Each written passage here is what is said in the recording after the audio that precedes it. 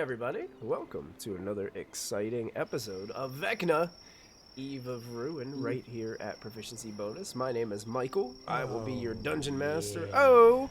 And with Brittany's subscription and Beyond's subscription, we have a hype train incoming in the chat already to start off the evening.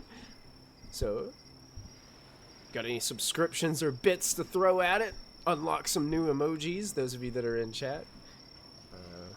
Go for it. Knock it out of the park, everybody. I want to thank our sponsors really quick. I want to thank Cardboard Castle Games and Little Dragon Corp for all their support. Our quick links are coming in there to the coming in hot to the Twitch chat stream right now. Go ahead and you can click on those to get a link to their storefronts where you can purchase some awesome RPG related gear and other merchandise. Don't forget to use that coupon code BONUS to get 15% off of your order with Little Dragon Corp. So thank you to our sponsors for supporting us. We do appreciate it. We do have a couple announcements for this week. There will be no Wild Beyond the Witchlight stream this Thursday, but we will have a Friday night stream at 7 p.m. Eastern Time with Fandelver and Below, the Shattered Obelisk. We will also be streaming Saturday with some Dirty 20, starting at 4 p.m. Eastern Time as well. Episode 40, I believe, of Dirty 20. And Matthew, correct me if I'm wrong, but we've been playing that game for what? That was pre-COVID, so that's like... Yeah, that was shortly after I moved down here, so that would have been... It's been 5, 6 years? Yeah, 5 or 6. It was... Something like that? Yes, that's wild that it's been going on that long. But yeah, so tune in, check it out, see how the adventure's going. Any other announcements that I need to make before we go ahead and get started tonight? Oh, just one other shout out. I already put the hot link in, but we were talking about before stream. Just a big thank to Stephen Bell. Did all the character art for us that you see in the lovely little intro video and our characters on the map page and on our overlay Michael set up. This way, right there. Look at that key orb art right there beside me. That is the new artwork that we've got. Oh, and it's dazzling. Look at it. It's awesome. A little more up. Yeah, that's it. As everybody tries to figure out which way they got to point on screen to make it happen. Awesome. We're just doing a little disco dance. That's right. All right. Okay. Well, we're gonna dive right back into our adventure this evening as our party has been transported to Oerth, where they are in search of the next piece of the Rod of Seven Parts. They've been guided here because apparently they believe that this rod piece must be within a tomb of some sort that these archaeologists that they stumbled upon, as my child screams in pain or terror. I'm not sure what that was, but I'm sure that all of you on YouTube or Twitch will hear it later as you rerun this. I don't post-edit all this stuff out, folks. I just can't. I would spend way too many hours of my life and days doing that. Be a full-time job at that point. Yeah, I mean, there's all kinds of stuff that happens that I can't hear because my headphones cover my ears. And I go back and I listen to it later, and oh, great, there's my child rolling down the stairs. Oh, there's my dog barking at someone for about a half an hour. There's my cat sitting at my door screaming at me to let me out. Oh no, you spoke it. You spoke it. It's gonna be it. It's gonna happen any second now. You spoke it into existence, Matthew. Knock on wood. Yeah. So you guys bamfed here into this lagoon area where these archaeologists were being attacked by a kraken, and you guys jumped into action and defeated the kraken and saved these archaeologists, and then harvested the kraken for most of its parts.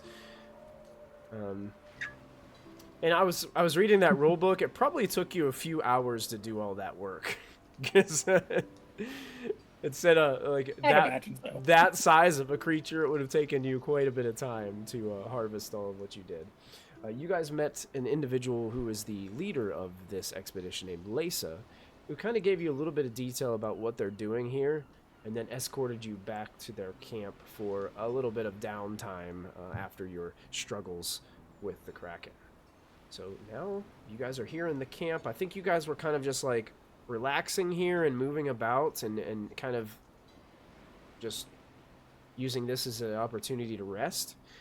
What would you guys like to do at this time? I believe Hazel had just approached the necromancer. And we left off right at the end. I'd approach somebody who had books because I was going to try to get Oh, books right, for Selena. Yeah, there's a human just woman in a cloak kind of poring over a spell book over next to her tent. And you can see that there is, as you approach and you're looking at her with her spell book, she does. Were you kind of like sneaking up behind her, or were you just kind of nonchalantly walking up, or? Like sneaking, but I also wasn't like calling out or announcing myself. So it's just like I'm not paying attention to you. You don't exist, and all of a sudden there's a 7-foot-tall fur bowl covering over you. Right. You would notice that you can see that there is a kind of like a wooden crate sitting on the outside of the tent, and there's an interesting looking lantern that's sitting on the crate. It's not lit up or glowing or anything. It's just kind of sitting there along with a couple of other tools. And as she's sitting there, she feels your presence and kind of shuts the book a little bit and is looking over her shoulder at you. Can I help you? I appreciate all your help back there. That was quite incredible. You have a very powerful group. Yeah, we're pretty good at what we do. I have 2 questions if you don't mind. And sorry, I just tend to ask questions and then people decide if they like me or they don't based on those questions. So best of luck. 1, you got any fun books I can have? Not that one. You seem to be protective of that one. That's fine. That looked weird anyway. It looked like there was math in there. And then 2, what's up with that lantern? And Hazel points at the weird lantern. Well, she looks over towards the lantern first. And it's like, oh, that. That's called a lantern of revealing. Kind of reveals secrets and hidden things.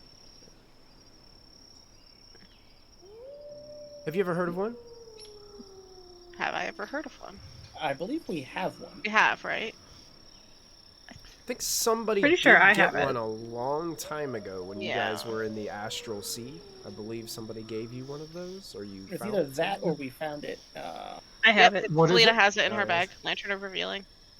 Ah, Yeah, so I'll just nod and motion back to Selena. Go. She tends to have all the cool stuff. She's also the one who likes books and learning. So if you got any cool books, that'd be kind of fun. I really don't have any here on this expedition. I do have some just notebooks that I'm taking notes in, and this is kind of essential for me. It's what I use don't to want your channel math my book. arcane abilities. So I cannot let you have this. Like I said, I didn't want that one. It looks like there was math triangles in there. That's not my base. You're more than welcome to take the lantern if you feel that it would be helpful. Don't you need the lantern? Because, darkness and things and krakens showing up out of the water. Well, the lantern is nice for some things, but I tend to use this, and she moves her cloak kind of out of the way, and you can see wrapped around her belt. She has this interesting. It looks like a handle, and on the side of it, it looks like kind of like a magnifying glass kind of type thing. And she's like, I have this this other item that allows me to see pretty much anything I need to see. What's that one called? Oh, this is a gem of seeing. Interesting. I'll look back at my party and go, well, if we're gonna go in the tomb, I guess another lantern wouldn't hurt if you really don't mind. Sure, absolutely. You can feel free. And Thanks. And Hazel will Mhm. grab it, and then we'll just look at her stuff that she has on her, and we'll just go. I normally like offering presents in return for presents, but I don't think you're the kind of person who wants an eyeball, huh? You know, that actually isn't. I spell components. I kind of like that. Yeah. Oh, and Hazel starts digging through all of her pouches to find like eyeballs of things that she's just gathered along the travels. And we'll just like scoop them out in her hand and just hand them to her. Hold on one moment. She kind of goes into her tent and she kind of gets this like glass jar. then she holds it out for you to put the eyeballs into. You like jars too. And Hazel, These need to be properly preserved. Yes. Hazel checks her pouch where they were all in and goes, preserved. Probably smarter. Oh well, and she just closes it and there's like a whiff of like decay as she shuts the little thing. And, Whew, very thanks for the ripe. lantern! Mm, And yes, Hazel will absolutely. skip the lantern. Very good. You can't escape it, Michael. I know. Between tree and the mushrooms and it. Let me just take all the eyeballs out of my bag. Yep. I think that one eyeball was collected in episode 1, wasn't it? Whenever we first started this whole thing. There was I didn't one give her eyeball that that you had. Oh, you didn't give her the. No, I that didn't give her that eyeball is very special, probably. That one's special. I licked that one. It's mine. That's the licked eyeball. That's right. Gonna say, isn't that one safe at your house at this point? No, Hazel couldn't pick pillows. I think let it's alone still decide around where her to put her night. eyeball. Fair. It's a trophy in a jar of on the dirt. mantle. I have a jar of dirt, a pouch of eyeballs. It's fine. Did we add any beach dirt? Yeah, Hazel, everywhere she goes, she scoops up some dirt from each of the places. So it's like sand art in that jar. Yeah. All the places they've been. Excellent.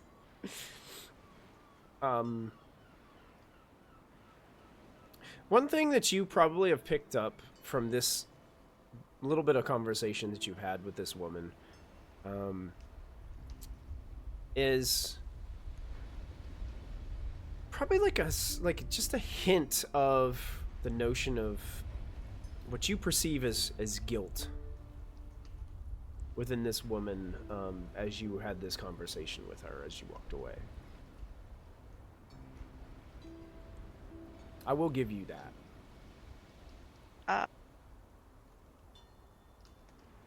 And that wasn't the leader. That wasn't No, that wasn't Lisa. Yeah. that wasn't Lisa.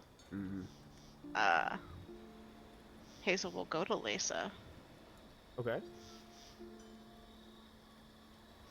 Can I ask you a question, Lisa? Oh, of course. Yes. What is it? And, I'll motion to the woman I just spoke with. Oh, Miriam. Yes. What? Is she sad? Or uncomfortable? Or... She has, What's wrong? I don't really 100% know. I brought her here because she's an expert.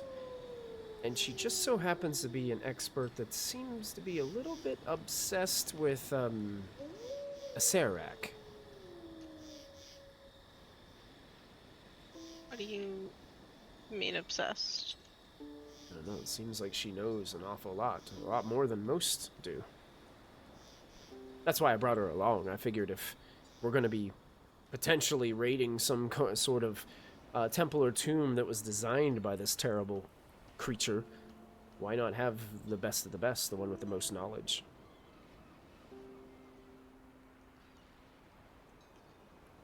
I mean, yeah, but being somewhere where the thing that she's obsessed with is, wouldn't that make her happy? I don't know. I would think. Forest! And Hazel just walks away. She's not getting the Yes. answers, so she's going to the smarter Lisa person. just awkwardly watches you walk away. I will go on a small side tirade about how Okay. I got a lantern for eyeballs. and then mention that the lady with the book who doesn't like sharing books is guilty, and then I will go sit by the fire because Guilty about what? What do you mean? Hazel just does this and goes, she's supposed to know everything about this place, and yet she gets this, there's a vibe. She's not happy. She should be happy. This is like her whole life goal or whatever, to be here and look at these cool things, and she's just like sad over there. I don't know, you go figure it out. She just sits down. Because Hazel's like, I already blew my chance. I'm not sure what you want me to do. Talking. I say the wrong things and I walked away too soon, and now it's your turn. I can't go back over. That's weird. Sure. Hazel starts counting the eyeballs in her pouch. Forrest walks away.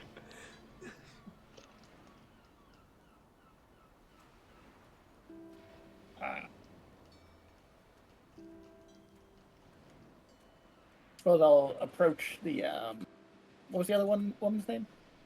Did we get her name? I don't Miriam. think. Lisa said it. Lisa said it for you, yeah, but I don't think you guys ever she had never introduced herself to you, and I don't think you guys introduced yourselves to her. So.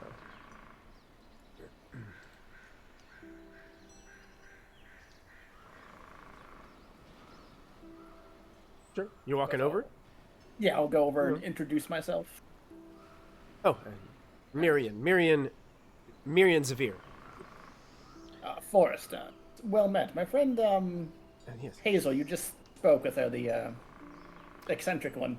Yes, she gave me this very interesting collection of eyeballs. Is this something that you guys have been collecting for a long time now? Or is this more of a recent thing? Only been a few months, I think. I hope. But she mentioned you seemed apprehensive about something in this area. Oh, apprehensive about something? What do you mean? She didn't give me any details. Seemed like she wanted me to She seems like the reassure you type about that would get something. lost in the details. I'm not sure. I don't know. Hazel's counting grains of sand on her shoe. Or on her foot. She doesn't wear shoes. Well, I must say that now that I am here, I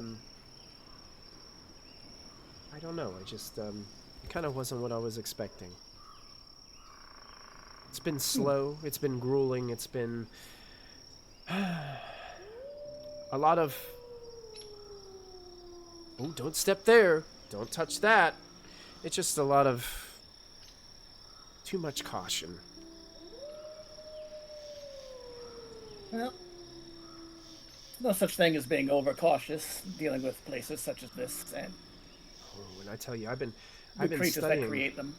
I've been studying these kinds of traps and mechanisms and magical triggers and stuff for years, but never have I imagined it'd be this complex.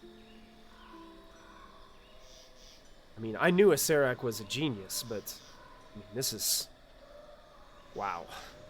I don't know if smart, sure, but not someone to be idolized, I would. Is Yeah. Kior within earshot of that? Sure. I would say you guys are all like they're not trying to hide the conversation, so yeah, you guys would all pretty much be able to hear. Can I make an insight check? Sure. Go for it. Especially about the genius part and the... Mm-hmm. Sure. Yeah, you can roll insight. Oh, look at that. Natural Pretty good. 20. 28. Yeah. Same as my passive perception. You're getting exactly what is put in the chat there. You're getting a little bit of fangirl vibe here, Kior. She definitely knows her stuff about this Acerak and is pretty much just fangirling. I forget because I, the player, know the name of Acerak and that he's a lich. Have we been informed of that as characters? Yes. I think Okay. Lisa already told you guys that. I think at the end of last the last session that we had. It would have come up. And I think you guys, when Selena went to the library, you guys got all that information ahead of time, so you guys did know exactly kind of the basics about what was going on. Yeah, I don't know much about this Acererak fellow, but I do know about liches, and what they do cannot be described as good. Oh, I'm well aware. I know.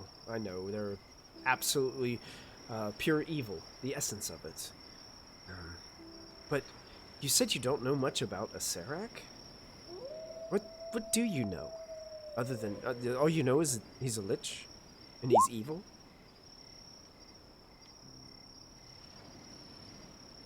I mean, I haven't studied him personally, no. I know he built these tombs. Oh, yes, indeed. He did for one purpose. To collect the souls of the adventurers who try to dive and delve into them. I see, that's kind of exactly what I mean. Like, souls are not simple things that other beings should take. Absolutely. Well, that's why we are in such a slow, cautious period here. We're not really. If you look around at all of us, and she kind of like looks around, and most of these archaeologists, they're just common folk that are just working here, like just helping Lisa out here. She said, "We're not really. This band is not really meant for this. None of us have the capabilities that you all have. That's why very few people should wander into what could potentially be a lich's lair." Did you know that hundreds of years ago, Acererak was actually a mortal mage from Oarth here? That's how most of them start. Oh yeah, completely devoted to pursuit of power and immortality. Some even say that Acererak was a pupil of Vecna. Have you heard that name before? Actually, I might get a little pulse. yeah. yeah. Basically, like there's like this terrible vibration that just like goes through your entire body at the sound of that name, Forrest. And that one I am a bit more familiar with. Unfortunately, so. But Acerek's genius comes in the fact that he travels the plains in search of powerful artifacts, only to lure adventurers into tombs that he creates, dungeon complexes loaded with traps, to egg folks on into finding these tombs and delving in deeper. And when the time comes when they die inside, their souls are collected, and he consumes them for his own well-being. The most famous. Have you ever heard of the Tomb of Horrors? I actually don't know if I have. Let's... As a child. I think Selena might have wandered over at some point. Yeah, Orgon Once is she now. heard... Go ahead. Good. Nope, after you. Once she heard Acerak's name and then Vexna's name, she's got really intrigued, and she's like, just slowly wandered over, like, I want to hear the rest of this. I need this for my notes. And she just kind of sitting there, just trying to absorb everything. And when she asks about the tomb, she's like, yeah. She just starts nodding from, like, the other side, so Miriam can't see. Miriam. Yeah. Okay. But Forrest can be like, yeah, that was in my notes. And she just holds up her book. And Orgon, who was leaving to go check out the tomb because he was bored, hearing that, turns around and comes back over. I'm just going to say, but what would he do if your soul was otherwise engaged? She kind of ponders that. I'm not very sure.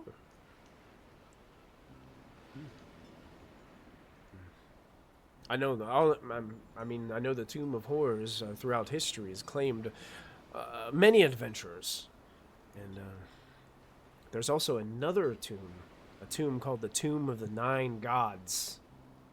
I'm sure some of you might have heard of that one before. Acerak apparently sealed 9 false gods that were slain in there. He has additional tombs all over. Unlike many archliches, Acerak doesn't desire godhood, though. Nevertheless, his nefarious deeds have garnered him a substantial following. So it's always best to be on your guard. Are there any marks or amulets she might be wearing that I might have noticed?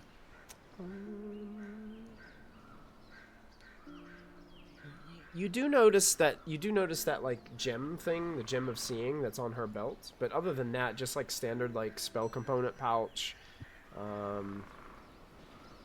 Not really. But she kind of gets that, her facial expression kind of changed from kind of more like this excitedly talking about all this stuff to kind of more of a, I don't know, a somber look on her face. And she says that, I have to admit that there was a point in my life where I had admired the Archlich Acerak. I was too deep in the tomes, studying all this. It kind of got wrapped around my mind that I almost got tempted into studying such dark magics. But when I started to read more and get more detail and understood the great evil that was involved, I couldn't walk down such a grim path. Well, I'm glad you reached that conclusion on your own. There's Insight some check. things you can't take back. Oh, you can insight check it if you'd like. Sure. Right when she said that. Sure. 19. Here you believe her. Like, she speaks with a... You can definitely tell that she feels guilty about it. And that's that guilt that's kind of going over her is... Yeah, of course, this vast knowledge landed her this gig, and she's here to help. But in the midst of all of this, she had this opportunity she almost took where she went down the wrong path, but she steered away from it to steer away from evil. So, and you guys just unlocked another secret. As this is one of the secrets in the campaign for Vecna Eve of Ruin. So basically, Tony, I don't know if you know this, but in the campaign, there are several secrets throughout that you guys can, if any of you choose, you can speak the secret out and make it known into existence. And all of you will get advantage on all D20 tests for a minute when that happens. So... You guys have collected a lot of secrets and have expended none of them so far. So Hasn't come up. I'm sure we'll need them in the end. And I will, once I get a chance, I'll add it to your list of secrets. Miriam's secret is the one that you guys have just learned. Why use it and ruin our collection? That's right. That's right. See, also, Because there will come a time when we need we them. have all the power. Also, I did want to draw your attention to, in the journal in Roll20, I added a new document that says Lace's stolen relics that she shared with you guys last time. Mm-hmm. So there's a document in here that says what she was looking for to reclaim. And she told you that if you return these, she would give you these gemstones. 5 gemstones that are worth 500 apiece for each of the items that's returned. So basically, she's willing to pay you guys, was that 2,500 gold per item? Not a bad deal, honestly. Depends what they are. Right, that's the big thing, is we can keep a few of those if they're nice and still make a decent amount of money. Yeah, I'm not seeing that in our list over. It's Yeah, it's right on up the top. I see it. Top. Yeah, Yeah. it should I be was at the looking under very the other top. things. Yeah.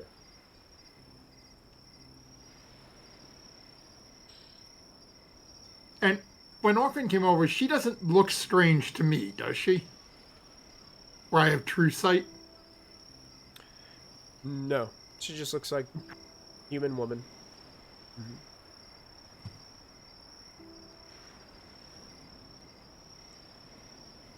You guys do notice there's also the elf and the orc, who are the priests who have been kind of like healing people that were injured by the Kraken. And those are the other two individuals that kind of stand out. The rest of them are kind of just your standard archaeologists. They're kind of working about. You can see that they highly respect Lisa. You know, they're coming up to her, asking her questions about what to do with materials in the camp, and they're just kind of like organizing things, cooking food over fires, and making sure that you can see they did catch some fish from the lagoon, and they're using those to cook over the fire and everything as well. So.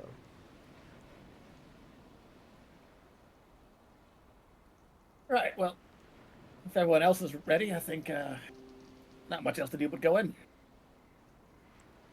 Did we need to take a rest? We need Anybody to sleep, need one? sir. We haven't slept yet. Or rest. We got here. literally just got here. Oh, I was gonna heal. Like, Hazel's hovering over someone who needs healing. She goes, "Okay, never mind." Short rest, didn't we? Yeah, you guys can take. We did take a Did you short guys rest, already? yes. I believe you guys did take a short rest. I couldn't so you remember. did. If you haven't, go ahead and take one now if you need to spend any hit dice. You know what it is? I don't or- think I get spells back. I assume these are all just various things we did during short rest. Oh yeah. Wait, I do get. Hit die. Okay, it does not look like I took one.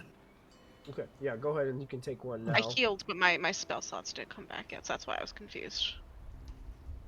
What do I need? If any of you are injured, let me double check these guys first, because the orc and the elf offer healing. I'm just not sure how much they can give you. Let me see. Thanks, that'll change how many hit die I get to roll. Yeah, you and her are missing 18 hit points. They can do cure wounds. I would say they probably already used half of their slots for cure wounds, so they each have 2 slots left of cure wounds. If anybody they don't needs mind, I'll help. take one of them. All right. Let me see if this rolls right. Well, but some of their character sheets going to be the old version anyway, so. 'cause the It new version's is, and 3D. unfortunately, the first casting only gets you 5, but I don't know if that's the right dice. I think it No, it does should an be additional. 2d8. It should be 2d8. Let me add another d8 to that. So you Okay. get 10 healing from Hey, one of the mages there. that was For everybody? Just one person can get that. So Okay. who else needs? I got 3 more slots. I'm only down 9, so I don't really need any more. You want topped off? Gonna be- Freebies. Yep, freebies. Here you go. I'll manage. You're gonna take 7 plus 8, so you're healed full. Does anyone need any We got- more? Yeah, we Forrest, got you're good? two slots left. One from each. Not enough to mage. be worried about. I'm missing a whole 7 hit points. Kiora, you're good? Yes. Thank you. Okey-dokey. And does anyone else still have temp hit points? Did Hazel I did monologue? that before we came here. I believe I can do it again after the short rest. Yeah, after any type of rest, I believe. I have too many things now. So I still have the 21 that you gave us. Selena, as you're being healed, the orc priest who is kind of resting his hands on you, you feel that the magical energy is healing your minor wounds from the fight. He says, well, it's great to have you here. My name is Vorgrin Starcloak. I just wanted to tell you that be careful when you go out there, for this powerful nature spirits reside upon this island.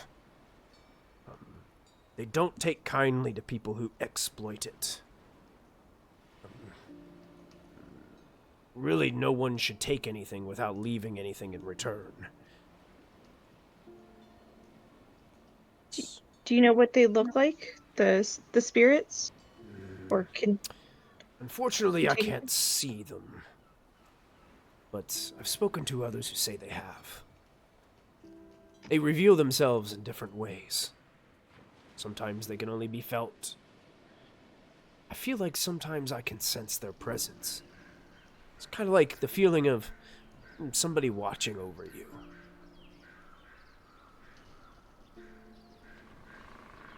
But if you really want to gain the spirit's favor, from what I've been told, and all the legends say, that acts of kindness is the key. And when you say, if we take something, we must leave it, do you have more information? Is it something that we might be able to acquire? Take something, leave something in return. Not necessarily leave what you're taking, just replace it. As an offering. Okay.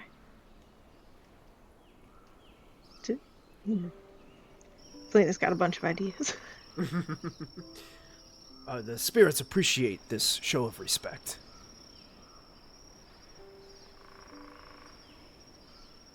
There you go. Good as new. He taps you on the shoulder and stands up. Thank you. I appreciate it. And all the information. If we see any spirits, we'll let you know. And if you run into any more trouble and you feel if you get any of the party members get injured, you can always return back here and we can help. Thank you. She writes his name down in her book. Good person. Or good orc. Yeah, you guys get the vibe that if you ever need to come back here for at least a little bit of healing, they can provide it. Hazel would, as soon as Selena's like done getting healed and taking her notes, Hazel just looks at her and goes, "There's gonna be a lot of doors. Can we just try? Let's be a little careful. Just a little bit. I mean, come on, guys. It's not that hard. You can like knock or something, you know." And then you all. I don't know that spell. Sorry. Oh God! And then you all get the 21 temp HP if you don't already have it. If you already have it, you don't get it. But if you lost it by getting Krakenized, you get them back. Krakenized. That was a Kraken to air forest last week, right? Yes, that did happen. Yep. I really like how you did that. You it's been Krakenized. That's cool. I dig it. I really did not get enough sleep last night. Please. No, ignore that me, was everyone. awesome. That was like a slam dunk of word choice. I love it.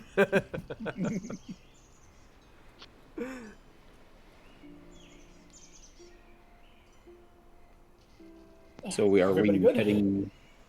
Are we heading into the brush or the jungle, as it were?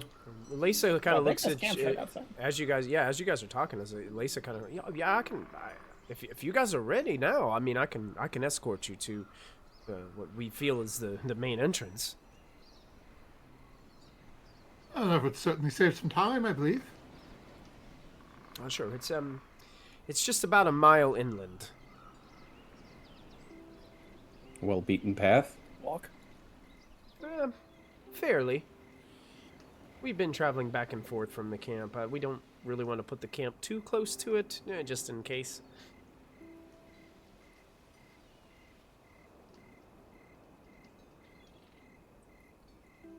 a lot of people have the heebie-jeebies. Yeah. So if you guys are all following, Yep. Lisa begins to escort you through the jungle, and you can see, yeah, they've got a pathway, and some of them have definitely. You can see over time it's been kind of cleared out. Not like a nice road or anything like that, but it's kind of like a small deer trail that leads through the jungle forest here, and you guys eventually arrive to the entrance of the complex, and I'm going to take you guys over to a new map. Woo. Let me go ahead and copy Lace's token on here. She won't go in with you, but I'll put her outside. And let me see. I'm going to shift you guys. Are you guys able to see down here in the corner? Yes. Yep. Perfect. Okay. Seems to be working. And I think I shared with you like the map that Lisa kind of sketched out that she drew Yeah, I've got it pulled last up right here. time. Yeah. So this is the main area where she leads you through. As it comes out to kind of like a little opening that they have cleared a bit. She looks directly and points to the center, and she's like, "That's the one that we think is the winner. These two on the sides, the one to the north, if it weren't for oh, excuse me while the DM gets his name."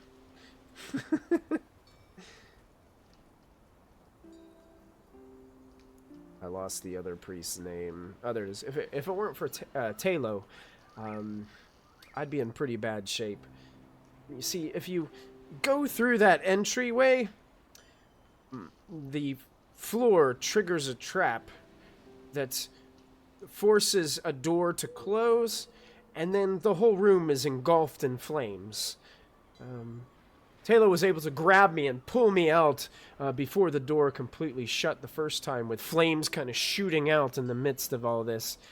Then the door stayed closed until the next dawn, and it slowly opened.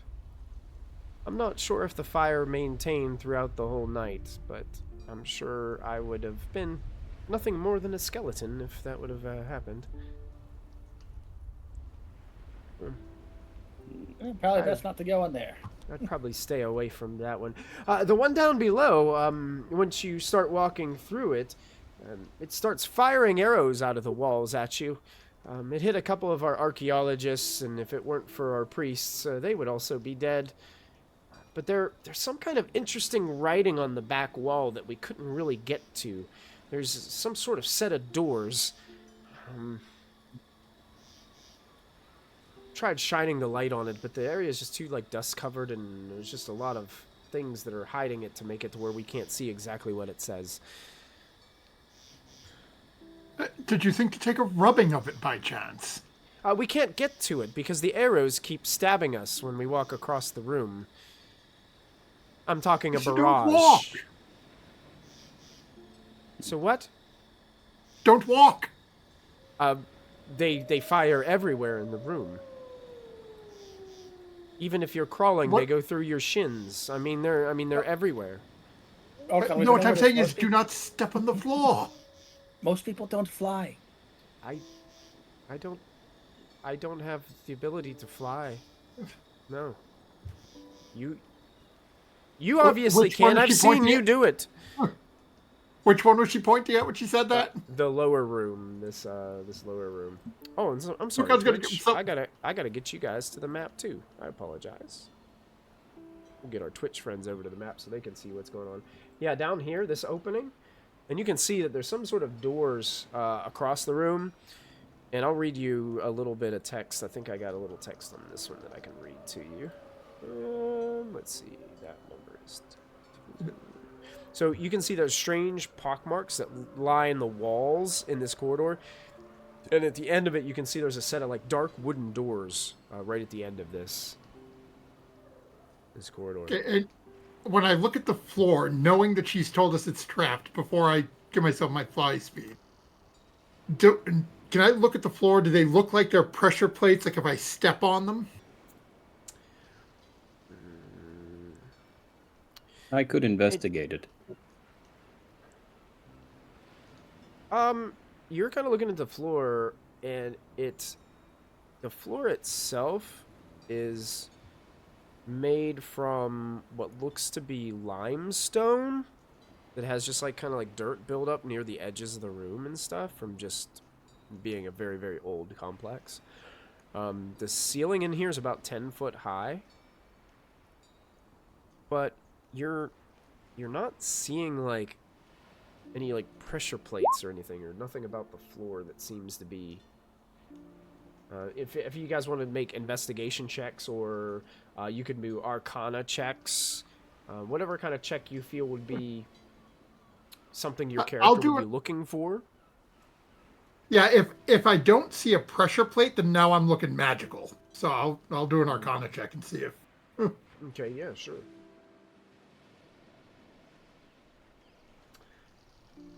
Yeah, it's almost seems like you have a feeling like this is some sort of magically triggered trap. You're not exactly sure how, without like some way of detecting it, or I mean, Arcana check's just going to kind of reveal its nature. It's not really going to tell you exactly how it works.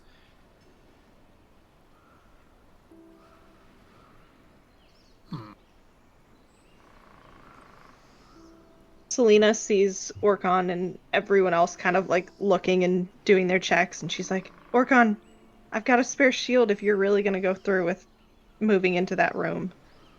Please be careful.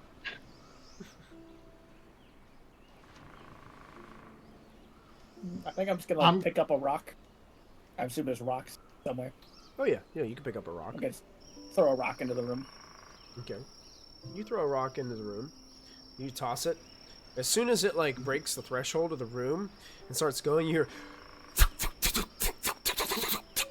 as arrows just start like flying out of the walls in all different like heights and stuff as they're going through, and you can see there's this like arrows like littering the place as this tirade starts shooting back and forth across the room. Not that way, then? For about 30 feet this happens.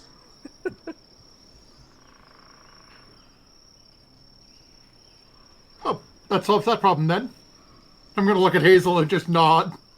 And I'm going to face step myself to the other end of the hallway. Okay. Let me check something really quick.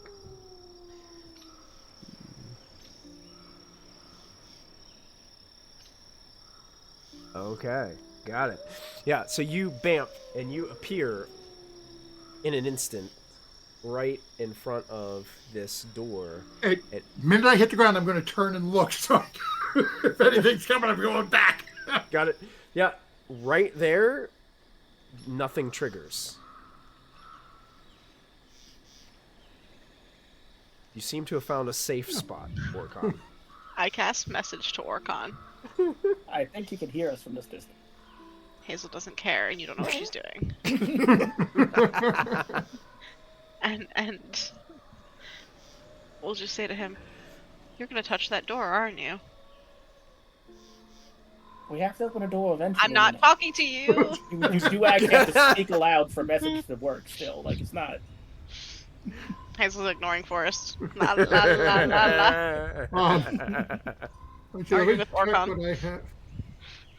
You can reply to a message. It actually does say... Yeah, no, I'm just looking to see what I have in my inventory, because that tells how I'm going to reply. Is message spoken out, or is it just a form of telepathy? It actually says you whisper it, and only the target can hear it. Now that I'm reading it, only the target can hear it. Gotcha. Okay. Never mind. So Orion's going to reply back. I'm going to try to take it back with me. Take what back? That's my message to Hazel. Oh. You guys should see Hazel look horrified. And then she waits because she doesn't know how to respond to that. Because she can't do the math on how he's going to do that right now. Is there like a doorknob or anything on this door? I'm assuming it looks like a regular door, right? Yeah, there's a doorknob. At least I think there is. She said something about a message. Read the wall first. Yeah, just a dark wooden door. Yep. Okay. Okay, I'm gonna bend down. Can I read what's on it? Yeah, as you're close to it, you can read it. There's tiny text that's scrawled on the doors. It kind of Take out the repeats. bifocals. It kind of repeats. It's almost like written in there several times. Almost like when old school, when a kid got in trouble, they had to write the what they wouldn't do wrong on the board, like Bart Simpson, over and over. It's kind of written like that. But what it says is, Serac commends you. Alas, these doors lead nowhere, but your skill shall not go unrewarded. Should you wish to plumb the depths of my tomb, heed these words. The blue one craves your magic.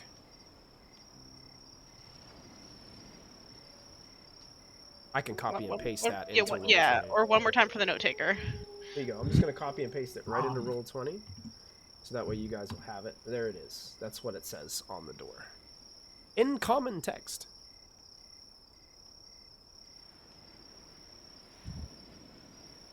Okay. Did you read that out loud?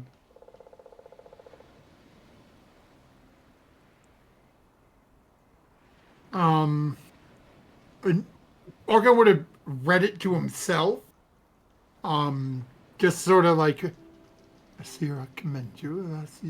Just sort of like when you're reading and you're mumbling it to yourself. All of you probably notice he looks a little freaked out. And then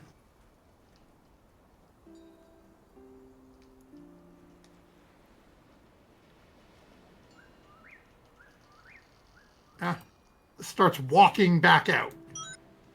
Walking back out? Yeah. Very good. And as soon as you start walking, you hear... And I need you to make a dexterity saving throw for me, please. As a barrage of arrows goes flying in your direction. Is this during my trek out, or am I only getting a couple of feet?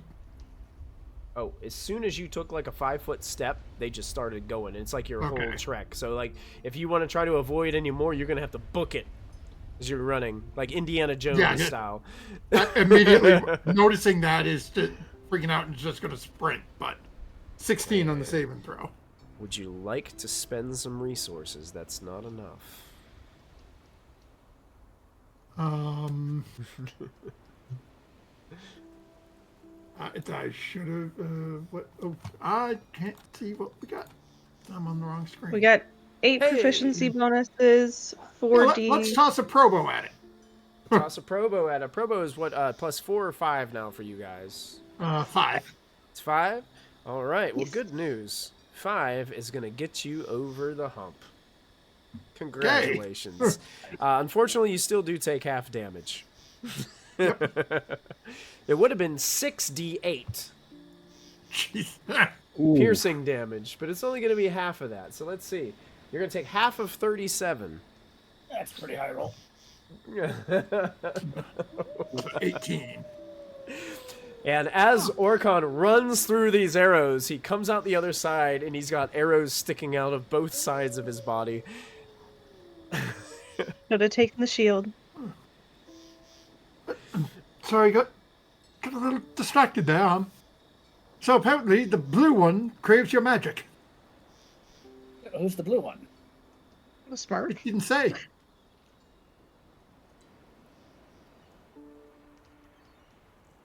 Looking in the room, is there anything particularly blue in there?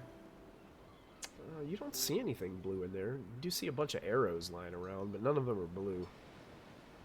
What about over in the other passage? Anything blue in there?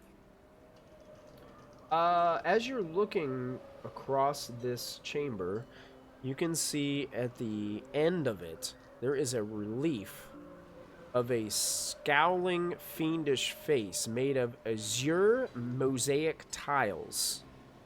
It pretty much covers most of that far wall. That guy looks pretty blue. So he wants my magic. I'm not sure what that means exactly, though. He craves your magic. Like, do we just cast spells at him? Do we feed him magic items? Could be either one. Um, Or he could steal it. does Lisa react at all to this announcement? She is like kind of like listening to you guys as you do this, but I mean, she doesn't really seem to react. I mean, it doesn't seem like they've got too much farther than where We currently stand. you currently sit. Looks like they've been taking their time to just kind of unravel these entrances and basically excavate this area so they can easily figure out how to get in here. What about this side of the wall over here? The map they wrote says something about it. Is there anything over there? Like down in the spikes? You said something's on their map? Yeah, the little handout he gave us. Yeah, it is circled there. It says, and it has a note. Swore I saw something here in the pit. And it's circled there, kind of like Okay. where you were pinging. That sounds ominous. Your Can eyesight's we good see for the anything mind down these there? days, Orcon. Do you see anything? Do I see anything down there? Orcon, are you... What is your sight considered? I have dark vision out to 120 and true sight out to 30. You do see something down there. There is a door in that pit on that wall. I'm just going to sort of look at Forrest, look back down at the pit, look over at Forrest. You mean the doorway? What doorway? That's just a wall.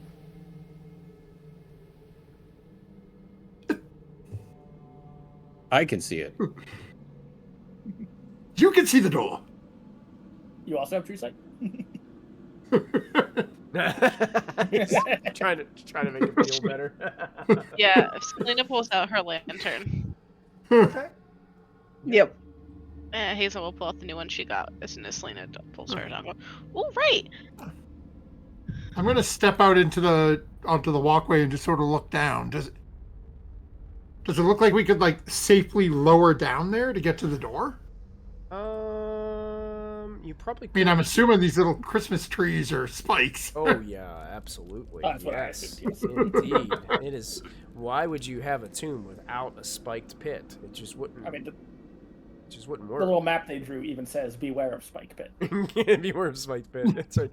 Yeah. You can see that there are it's filled with spikes, but you think that if you were very, very careful, you could probably get down there and make it through the spikes without hurting yourselves. It's not going to be easy, but it could be done.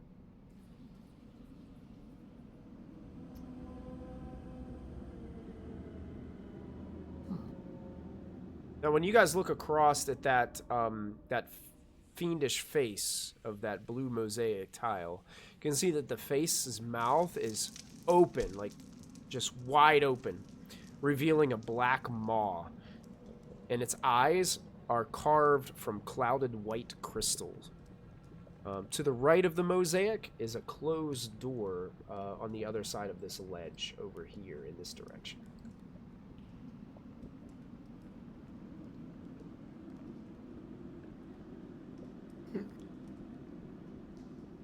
I don't see anything funny about the mosaic though. With true sight.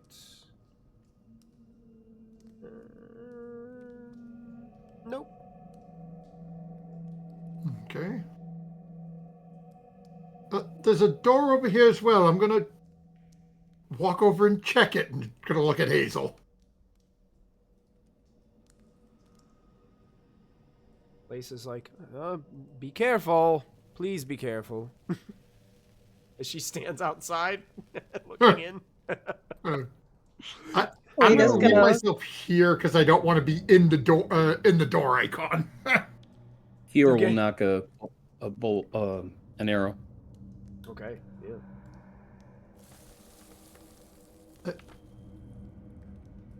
Selena's kind of lingering behind him. Like, I don't want to get too close, but Yeah, you guys have to balance a little bit going across these beams and stuff, but it doesn't require a check. They're pretty sturdy. As Hazel requested, Orca's going to lean over and go on the door. Oh, you knocking on that door over there? Okay. Yep. You knock. A few moments pass. Don't hear anything Okay. other than a dog barking. Did you trigger your own dogs to bark? Yeah, I think that's what he did. Yeah, with the knocking. they think somebody's at your door. Our dogs do the same thing. The minute I knock on this desk, right to the door. Sorry. Orcon's hearing dogs inside the tomb. He's not knocking anymore. Now he hears a dog, so he's just trying to open the door. That's it. Give me the That's puppy, it. give me the puppy, give me the puppy. Hey, welcome Vancouver by night, and that dude. Good to see you guys.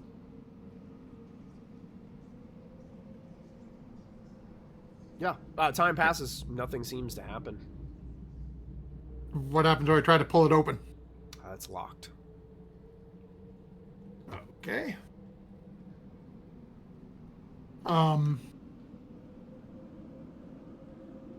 I don't have anything to do. Forrest, be a dear and come over here and smash this door down. I mean, I can give it a try. Great spot for Forrest. Okay. Forrest is gonna try to shoulder the door here. That's all I can do. All right. Yeah, go ahead. You can make either a strength check or you can use athletics if you choose. It's just generally gonna be better. Not bad. Yeah. You're confident. Like, if this was a normal door, man, that thing would have flew right open. But man, something about this door. You just shoulder this thing and it almost knocks your whole shoulder out of joint, Forrest. This door doesn't budge. crowbar time? I mean, I can try, but I think this might be magically locked. Dang it. Can I just cast Detect Magic? Sure. If you'd like to. Yeah. Okay. Cast Detect Magic. There is magic, powerful magic, resonating from both that door and that face carving. They seem to match. Conjuration magic seems to be the most intense around both, and the eyes of that carving radiate abjuration magic. Okay, so the whole relief is conjuration. Yep. The door is conjuration, and the eyes. The eyes are abjuration. Okay. How big is the opening on this thing? Because you mentioned it was like a big maw. Oh yeah, big enough anybody could climb inside of it. We can't see anything there. It's just like pure darkness. It's just pure darkness, just pitch Even black. with our eyesight lantern? that sees through magical darkness. Yes. The Pitch black. lantern doesn't give anything? The Lantern of Revealing, I think only it shows invisible creatures and objects, Yeah. and I believe, I don't know if, like, so for instance, I don't know if you guys would be able to see the hidden doors with that, because I don't know if they are, let me look.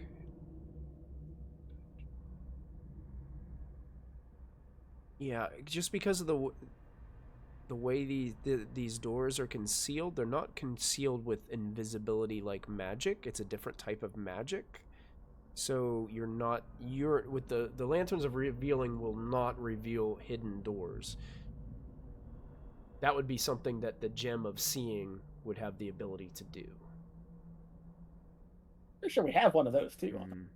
We do. Or someone does.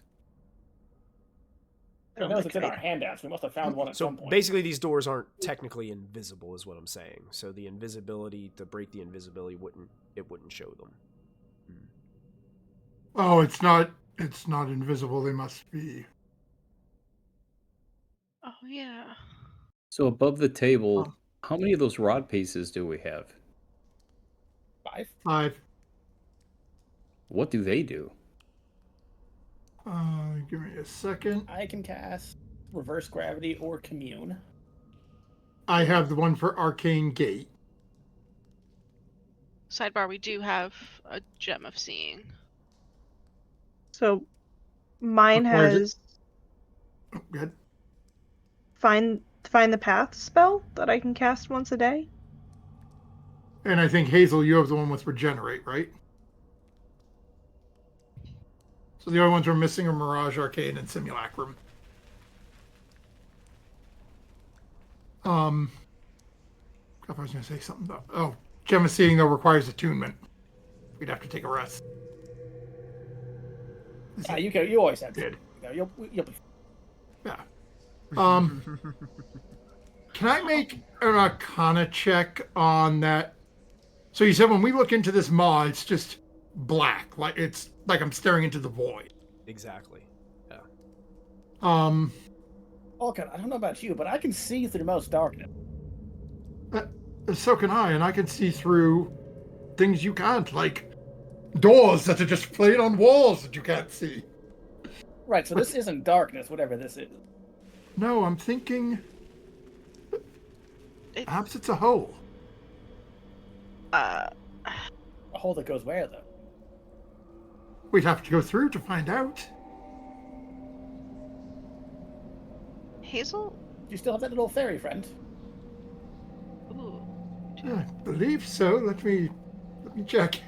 I can't remember.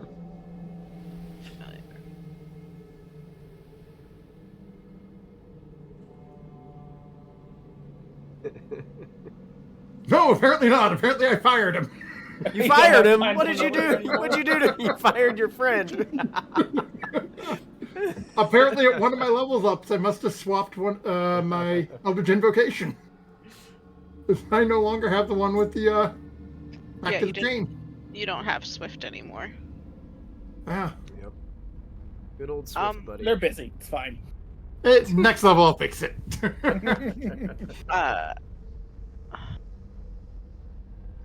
Hazel. I might be able to get through the door. And I mean through the door. Like. Oh, we've done that trick before. Remember back at the vault, Orgon? Oh, yes. I wouldn't. That could work for 2 people. But once I'm on the other side, I'll be alone, probably. It's happened before. It's happened to us quite a few times as well. Once you finally figure out how to get through the door, I might be dead on the other side, but I can do that. Yeah, sometimes you can't open the door, sometimes the ground literally vanishes and someone falls 100 feet. These things happen. Forrest says that, and Hazel, from across the way, just goes, "Very nice of you," and casts Infestation. And it looks like it's gonna hit Forrest, but it goes into the mouth of the blue thing. Because it is conjuration magic. Conjuration magic. Okay. What spell level is Infestation? It's a cantrip. It's a cantrip. I'm just okay. testing to see. So what you get is you cast this infestation towards the mouth as it zings by Forrest's face. All these I guess locusts and insects and other types of things that go past, and they just all of a sudden they start to look like they're getting sucked into this mouth, like all of a sudden a black hole is just going and sucking in the magic. And you can see that the eyes begin to start changing a little bit of a dim green glow, and then they go back to just their normal self. And He's hungry. it dissipates. It seems like what you did something, but it wasn't strong enough. And this is just above the table question. Would that have happened when I cast the spell Detect Magic? or is it no, specific to no, that? because she would declare that she was casting it directly towards the Okay. the thing. You were kind of just trying to sense the environment around you. Yeah. So Okay. She says, because I think detect magic is range of self. Yeah, so it would have been cast on you. detect magic says range of 120 feet. Whenever I highlight detect magic on this book, it says range/area self 30-foot sphere. You're looking at the spell, my love. Oh, thank you. Sure. Sorry, gotcha. Yeah, that is certainly what you clicked.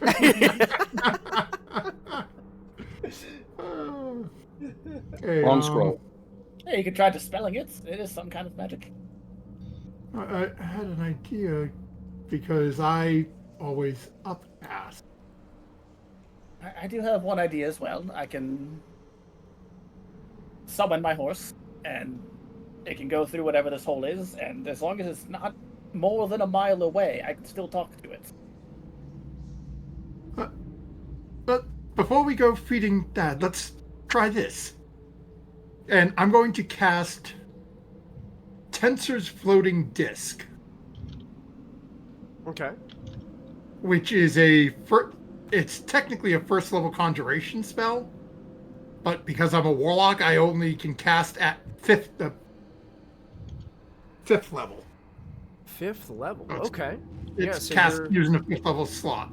5th level slot. So you're casting Tensor's Floating Disc. You see that this mouth start to just engulf this magical energy of your spell power.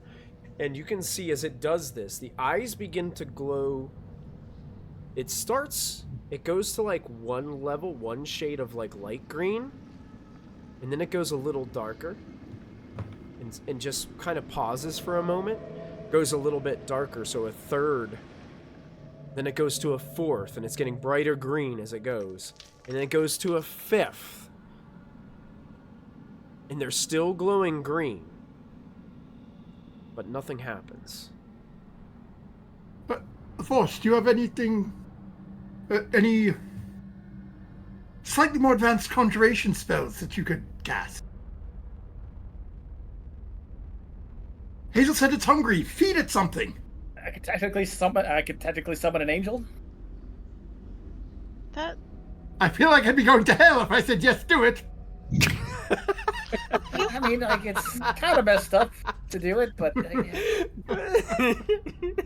Selena pipes up and she says, "A while back we got a spell scroll for Moonbeam. Would that help at all?"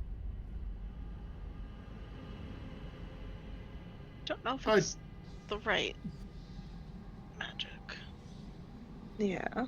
Could have Hazel use the scroll to cast it on it. That might work. It also Better responded than to the using our own infestation. resources. It just didn't stay green. So it Yes, must it was be the- stronger magic. Yeah, it was a baby. Perhaps how about a nice toddler spell, Hazel? Hmm? A nice toddler level spell, something that's got its feet walking around, holding onto a wall.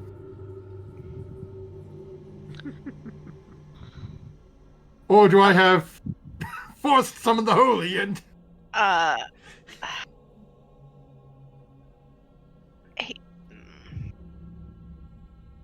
Hazel looks a little like proud that that worked, but also like doesn't like this, and she just looks at her friends and goes, "I don't want to feed it my squirrels." Oh, what about you? I forget how you pronounce it. Was it Kior? Cure. Keel. Kior. Okay. What about you, Kior? Can you you're quite good with that sword, but do you know any magic? I do have something I can use that is conjuration, but I have to cast it on myself. Hmm. and hearing that, Orca's just going to cast floating disc again and give it another cracker. Okay, so Orcon casting this spell once again. You can see that the eyes get one more shade of bright green and are kind of glowing out. And this door next to you opens. Oh, we found the entrance. Come along, people. Right, before it stops glowing, let's get through. Yeah, run across. Okay. Yeah, you guys running across, then you're making your way into a very narrow Forrest? hallway. I know Forrest can see things in darkness. Hazel would have given him her lantern that she just got from what's her face. More What's, so that since he's in the front, he can have it to like light the way for the rest of us. What's great about this is when you open this doorway up, you guys can see the wall is lined with brightly lit crystal sconces that hold eerie green flames within them. So this is actually illuminated, so you guys can all see. Are you guys able to see on the screen okay? Yep. I'm hoping that they actually put the light sources on there. I don't think they're they just did. in front of the hall, so we're not. Now, why would they do that? I think most of you have dark vision, though, so it wouldn't matter anyway.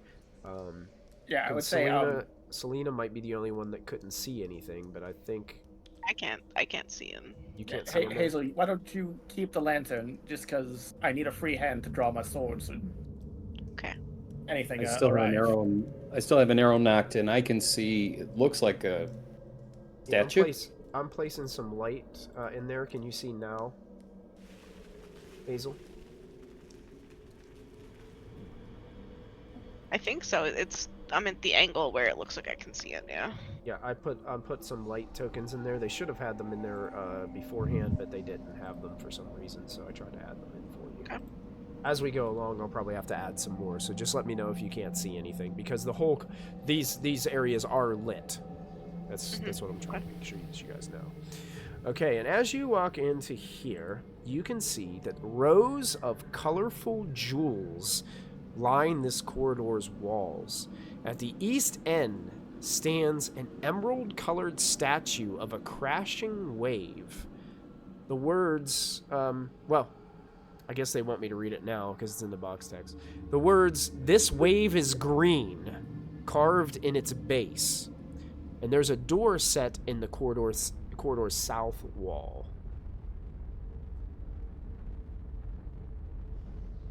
We're on a rainbow adventure hunt. This is fun. This one.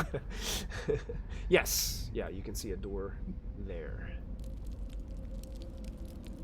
Nothing else in here. It looks like though. Ooh. It's in a dead end by that statue. Yeah, the statue is the star. Yep. Who are we missing? Selena hasn't walked in the hallway yet, but it's because we were all bottlenecked at the front. So Yeah, it's a tight hallway here. I kept There's a lot- accidentally closing the door. Slamming That's the why I door in your waited till face. they moved. That's right. Yeah. I can investigate the door that. You can actually see there is another door to the north of this room. Oh. Oh, there's a door right up here as well. You just keep Take seeing a- doors everywhere. I'll Not quite sure I investigate. believe Now I'm you. just getting pissed off. Can I just open this door? Try to open it. Kior was saying something. I wanted to get Kior. Oh, sorry. Yeah. What was Kior doing? Investigating the door that for traps. Investigating doors for traps. Okay. Excellent. Go ahead and make an investigation check. it's already in there. He already rolled it. Oh, we already rolled it. Okay. You don't see any, like, physical traps on this door, but you have a hunch, you have a feeling that something to do with this room is what's going to give you access to this door, similar to the way that the door that you got into here was. There's going to be something to figure out when it comes to opening this door. It's not as easy as I can pick the lock or smash it open. I'll let everyone know. Is there writing around it or runes or anything like that? Or Not on this door. It's pretty plain. Yeah. Yeah, I mean, I just let everyone know I don't see a mechanical trap on this. I can check the other one. the statue mentions the color green quite specifically, and there's all these gems along the wall. Are any of them green? Go ahead and make an investigation check, Forrest. And while you're doing that, Orcon, you're opening this door? Trying to. Sure. Because people tell me I'm hallucinating doors. So screw this, I'm just opening this one. Yeah, you I open get it. yelled at for opening something that's not a door. And it reveals a hallway. Oh, look at that. There was a door. uh, 18 on my investing.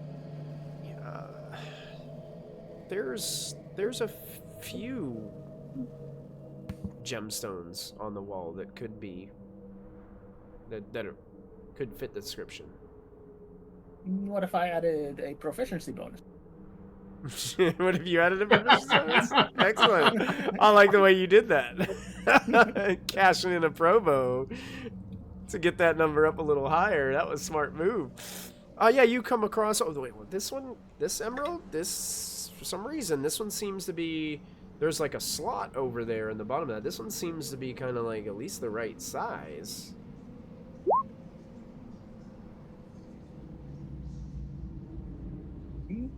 No.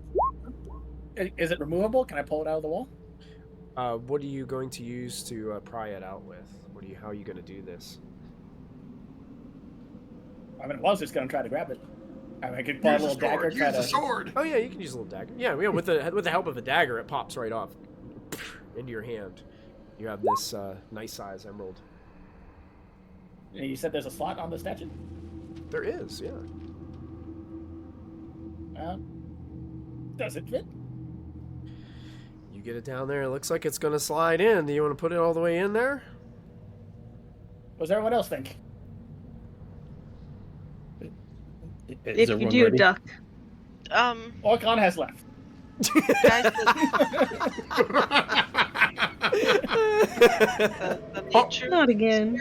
spirit. As he does that, though, I am stepping around the corner because I'm afraid of what's going to happen. Orcon is taking cover.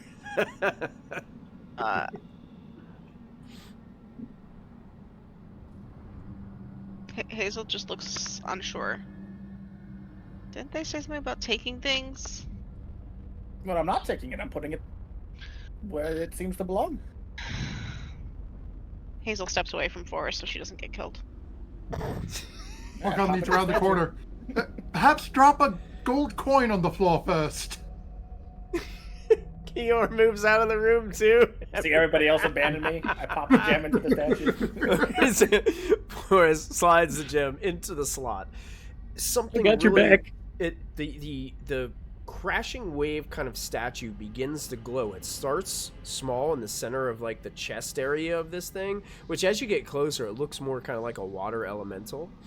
And it starts to glow with this green radiance, and then the green radiance like dies back down, and you see it kind of coalesce into this small green kind of light that's the shape of like a softball, and it lowers itself down through the center of the jade kind of sculpture and then settles at the gem, illuminating the gem with this bright green, and then it slowly fades out, and you see just like a little sparkle of like bright light just like appear for 1 second and then dissipate, and then you hear as the door next to Hazel and Selena opens, revealing another hallway. Well, it didn't explode, but which way do we go now?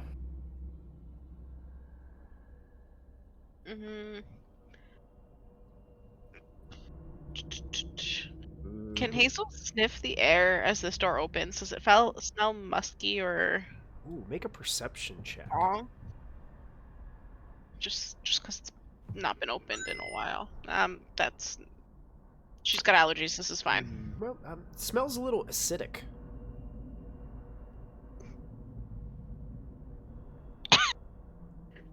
Selena, I cough and Selena smells better than me. Yeah, it's powerful kind of chemical type smell. Smells very acidic. That smells dangerous. Everything down here is going to be dangerous, unfortunately. Fair. Fair point. There's another corner up around here. Let me see what's at this corner. And gonna Yeah. Orcon, No how reason long not does to to the your, end of the explore hall. options. Orcon, how long does your detect magic spell last? 10 minutes, I think. 10 minutes. Okay. I will tell you that as you're kind of going around that corner, that gemstone that Forrest just plugged into that statue is now radiating magical energy. Oh. And also, as you come into this room, there is a moldering skeleton draped in cobwebs in the far corner of this small room. There's a gold choker around the skeleton's neck, set with a large black stone that hangs around the skeleton's neck. Your detect magic it's radiating an aura of necromancy magic. Ooh. Oh. That's not pleasant. Go a step around it. Looking at the body, does it look like the necklace might have been the thing that killed it?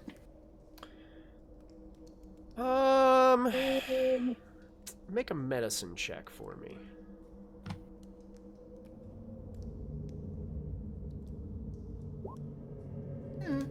You're not 100% sure. Could have, but you're in like a highly dangerous complex right now. This person could have died in any number of ways. Fair enough. Any other Anything doors on the that I'm wall? seeing in this? Oh, sorry, go ahead. Anything on the walls around it? Does it look like it was scorched out, or? No, just covered in cobwebs. Like, it looks like no one's been in here for quite a long time. You actually do see that there is a door right here, Orcon, that leads somewhere out of this little hallway that you're in. Okay, I'm gonna. Maybe we should go back. Maybe. Or perhaps they should come here. I like Kior.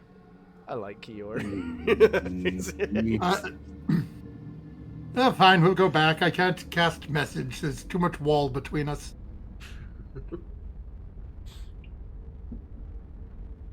Fall back to the other group. Well, we found a dead body with a lovely golden choker on it. And another door that led into another area, but Kior wouldn't let me open it. I was just following rules. Let's Hazel just select our smiles. options first.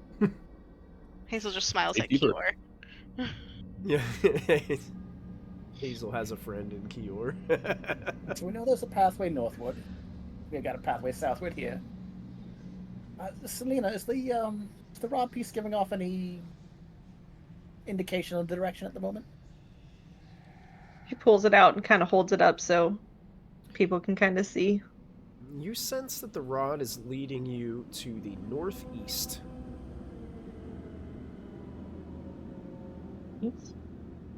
That way. Northeast. Oh, so we're going back to my door then. Seems that way. Okay. Your door does.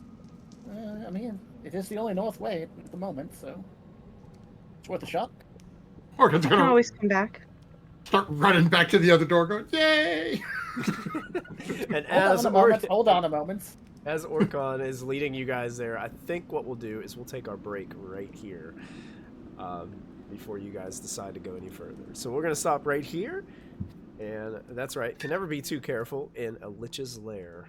You don't know what's around the next corner, behind the next door. Been a lot of fun so far. So make sure you guys stick with us. We'll be back in about 5 to 7 minutes. Sit tight and we'll see you soon. Thanks for sticking with us. Hello, and thank you so much for hanging out with us here at Proficiency Bonus. Please take an opportunity to support our sponsors. First up is Little Dragon Corp.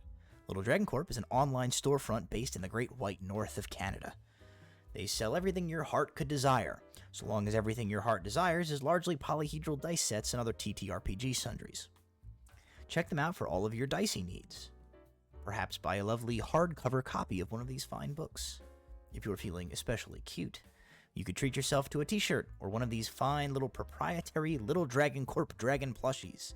They've got all the classic types of dragon, like Mooney, Terra, Dad, whatever strikes your fancy over on Little Dragon Corp. Be sure to enter our special promo code BONUS at checkout for 15% off of your order.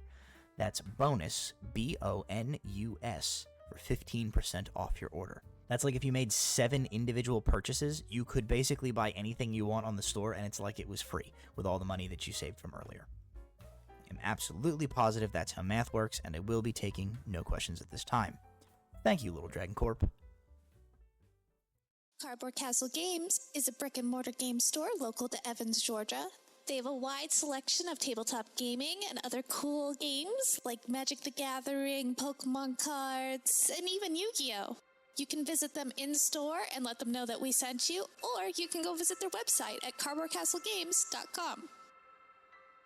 Don't forget to find us on social media. We're on Twitter, Facebook, and Discord. Links to our social media pages and outlets are located below this video. Don't forget, you can also support the channel by following, by subscribing, remembering to click the bell notification so you never miss another live stream, using channel emotes, and if you're an Amazon Prime user, you get a free subscription to Twitch every month. While we are away, now is a great time to go subscribe to our YouTube channel. It's absolutely free, and there you will find hours upon hours of content to enjoy. Click the bell icon to activate notifications so you won't miss a single show. Once again, thank you for joining us.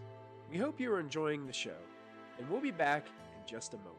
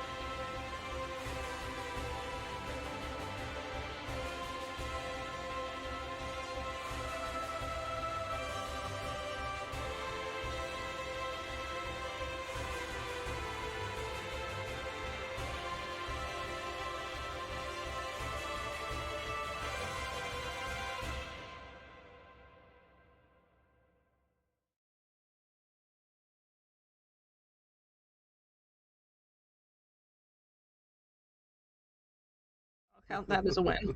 You definitely know mimics so far. Welcome back, everybody. Our party is delving through this mysterious tomb, this dungeon complex. I believe you guys were transitioning to this northern hallway where there was a skeleton with a choker on it that was radiating some necrotic magical energy that Orcon had discovered. Did you in game, did you discuss this with the rest of the players, or did you keep that information to yourself? Yeah, that's a good point, 'cause we were still doing that when we went off after our break. Yeah.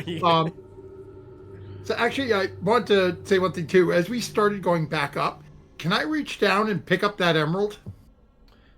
Yeah, and give me 1 second. As we're running back, it's gonna be. Wait. Yeah.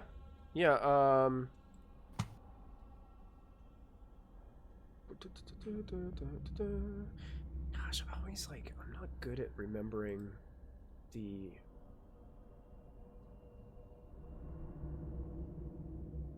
magic types of magic, the schools of magic. I can't ever remember them. I have to have my Abjuration is protection. Enchantment is charms, haste, things like that. Conjuration, summoning stuff. Evocation, damage, necromancy, dead. Dead. I like that. Divination, knowing stuff. I would say this probably. I might be wrong on this, but I'm just gonna say that it is conjuration magic that gem is has on it. But yeah, you remove it right from the slot and you pocket it. Just gotta drop it in my pocket. We'll deal with that after. As we come back around, especially with Forrest coming right behind, we'll point out, oh yes, this is that lovely gold necklace I was telling you about, but it's radiating some rather dark magic. What is it, the necklace itself or something on the necklace? The necklace itself, it's not a dangly necklace, it's a choker.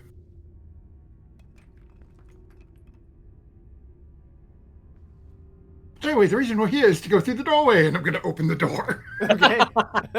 Because I don't want to be anywhere near this thing if he's going to grab that necklace. You can. You should be able to open that door on the map there, and it will reveal a hallway there. Let me go ahead and read this little. So that would be considered southeast.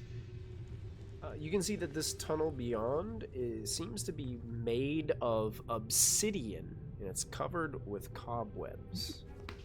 As you kind of step into it, you kind of got to like peel through some of the cobwebs, and you can see the obsidian lining the sides of the wall. And it seems to open up into a much larger room as it goes through like a little archway at the end, only about 15 feet ahead of you. Okay, I'm going to just start.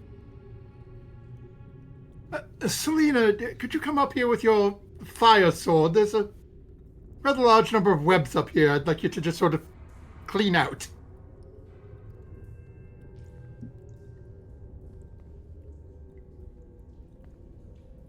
You might be muted. I think you're muted. Oops, my bad. Y'all do it. She's just says, okay, flame on, and just winds her way through everybody. Oh yeah, sure. Yeah, easily done. Like once you start like hitting the webbing seems to just burn up and crumple up and fall off of the corners of the space, and you can see it's definitely an old carved, just short obsidian hallway that ends in an archway. It leads, as you guys are looking out, it leads into a chamber that has this kind of thick white mist, a white fog that kind of fills this room. It makes it difficult to see, but you can kind of just get general features. Each wall of this octagonal room contains a stone archway. So you can see like there's archways in each direction point. What are the little swirlies? The little swirlies just I think that's the indicate mist. that that's the white fog or mist that kind of fills this space. Okay. Are these bars right here? As you're inspecting that eastern archway, you can see that it kind of ends in a black void. As you look inside, My it's favorite. just darkness. That same kind of black void we saw in the face. Seems kind of similar. Yeah.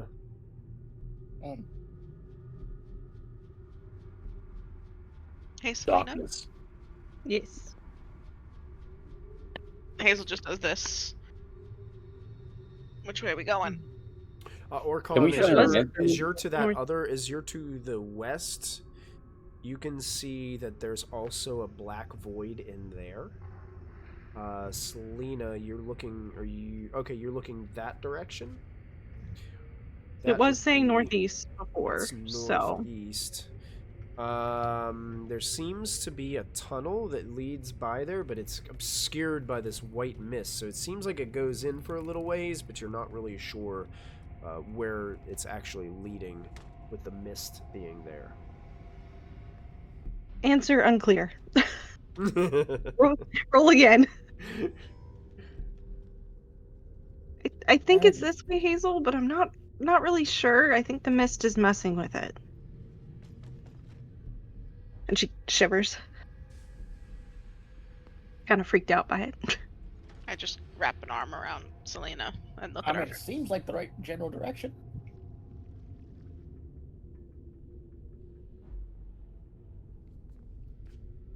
Your guess is as good as mine down here.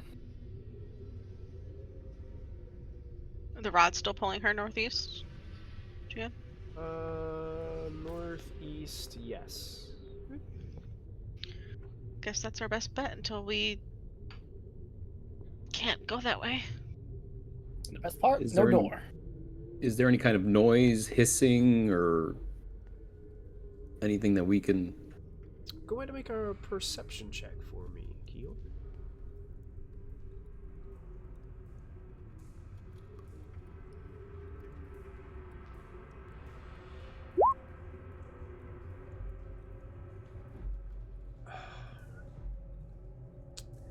I would say that you hear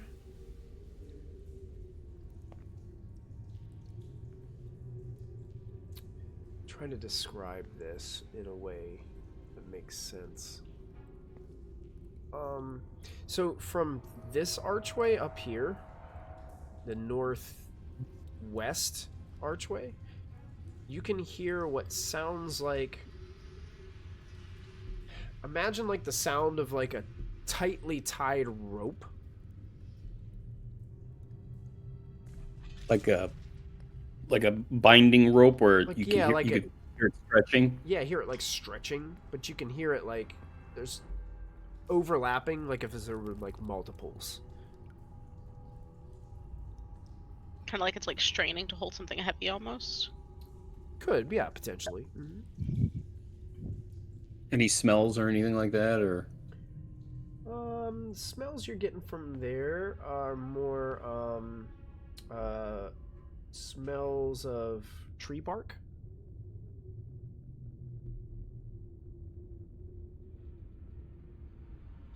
I think I smell a forest.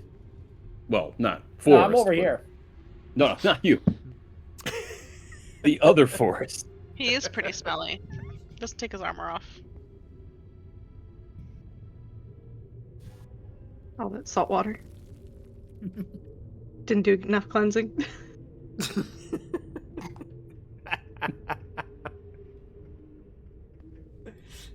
Anything gotta from pick a that direction direction?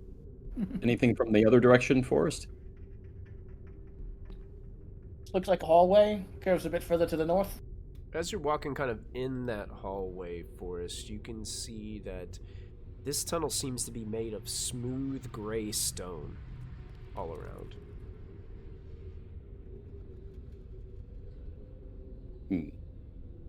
Not sure why it's made of a different stone, but don't know why a lich would do anything, quite honestly.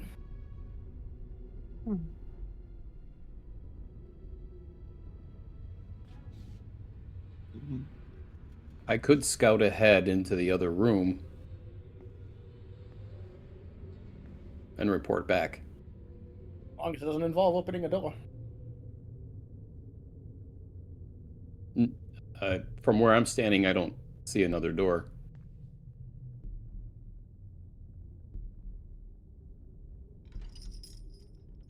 Whichever way you all want to go. I just don't want us to get into trouble if we don't need to be in trouble. We're going to get into trouble, Hazel. Yes. You guys all recognize this? This is Kior's first time seeing it. We're like underground-ish again. Like she can't see the sky or anything, so Hazel's starting to get a little twitchy already. She doesn't really like not being where she can have fresh air or things like that. So she's already a little cranky. The way that I'm looking, there is plenty of fresh air coming through there.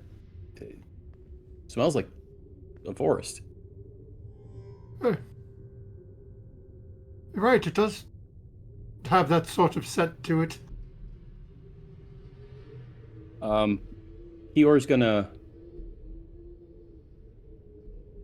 He is going to cast. Where to go? I wouldn't do that. It would be. And this is going to be for just one round. It's called Nature's Veil. Okay.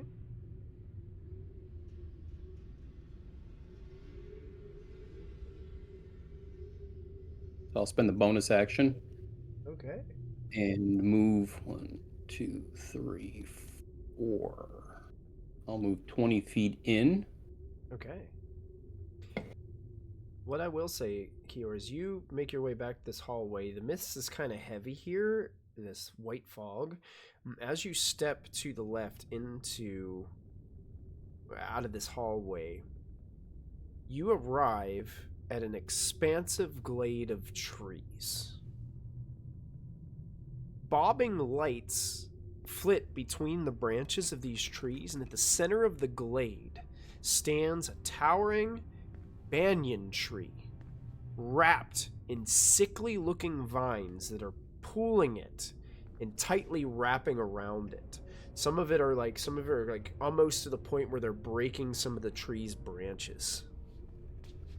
And a path winds through the glade but seems to disappear when you try to focus closely on it.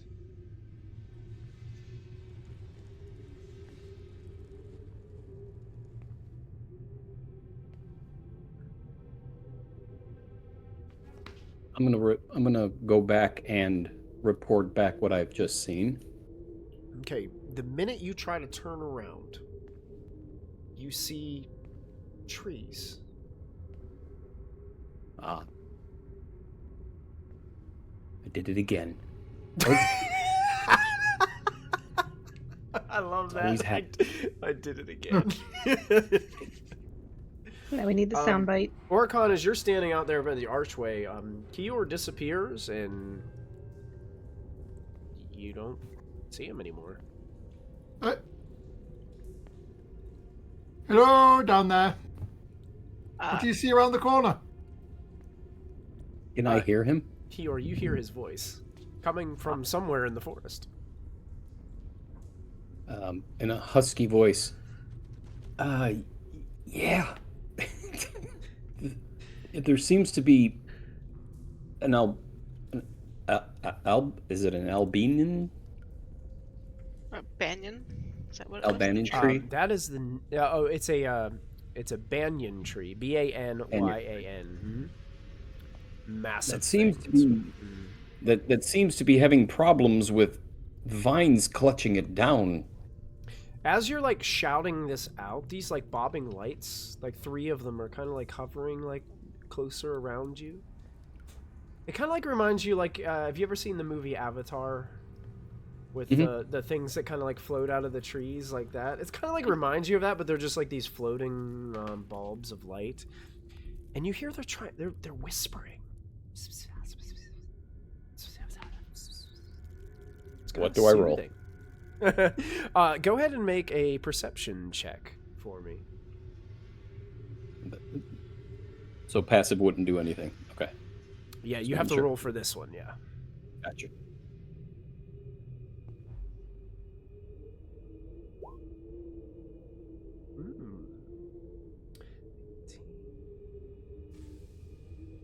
Okay, so you can hear the whispering. It's very hard to hear, but once you start like focusing in on it, you hear the first one says, "The next challenge is crushing. Move fast." And then this other one kind of floats by and goes, "The master of this tomb longs to be free. Wouldn't you, if you were he?" And then the third one kind of almost like looks like he's kind of trying to cuddle next to your chin, Kior, in this instance, and goes, "Steal not from the library, for it holds trouble." There you go. Hey, take a point of heroic inspiration for the lights. I love the acting. Go for it. But these are very faint whispers. You had to listen very closely to hear what they were saying. So does it look like it's in pain? Make I would say you wouldn't even need to make a check. The tree appears to be in pain. It has a face on it, and it has an expression of being in pain. I speak to it. I can't speak to plants, but I tried to speak to it. Does it look like it has a mouth and eyes and nose? It does, yeah. What has befallen you, and what are these small orbs of light? They keep choking me, crushing me, ripping me apart.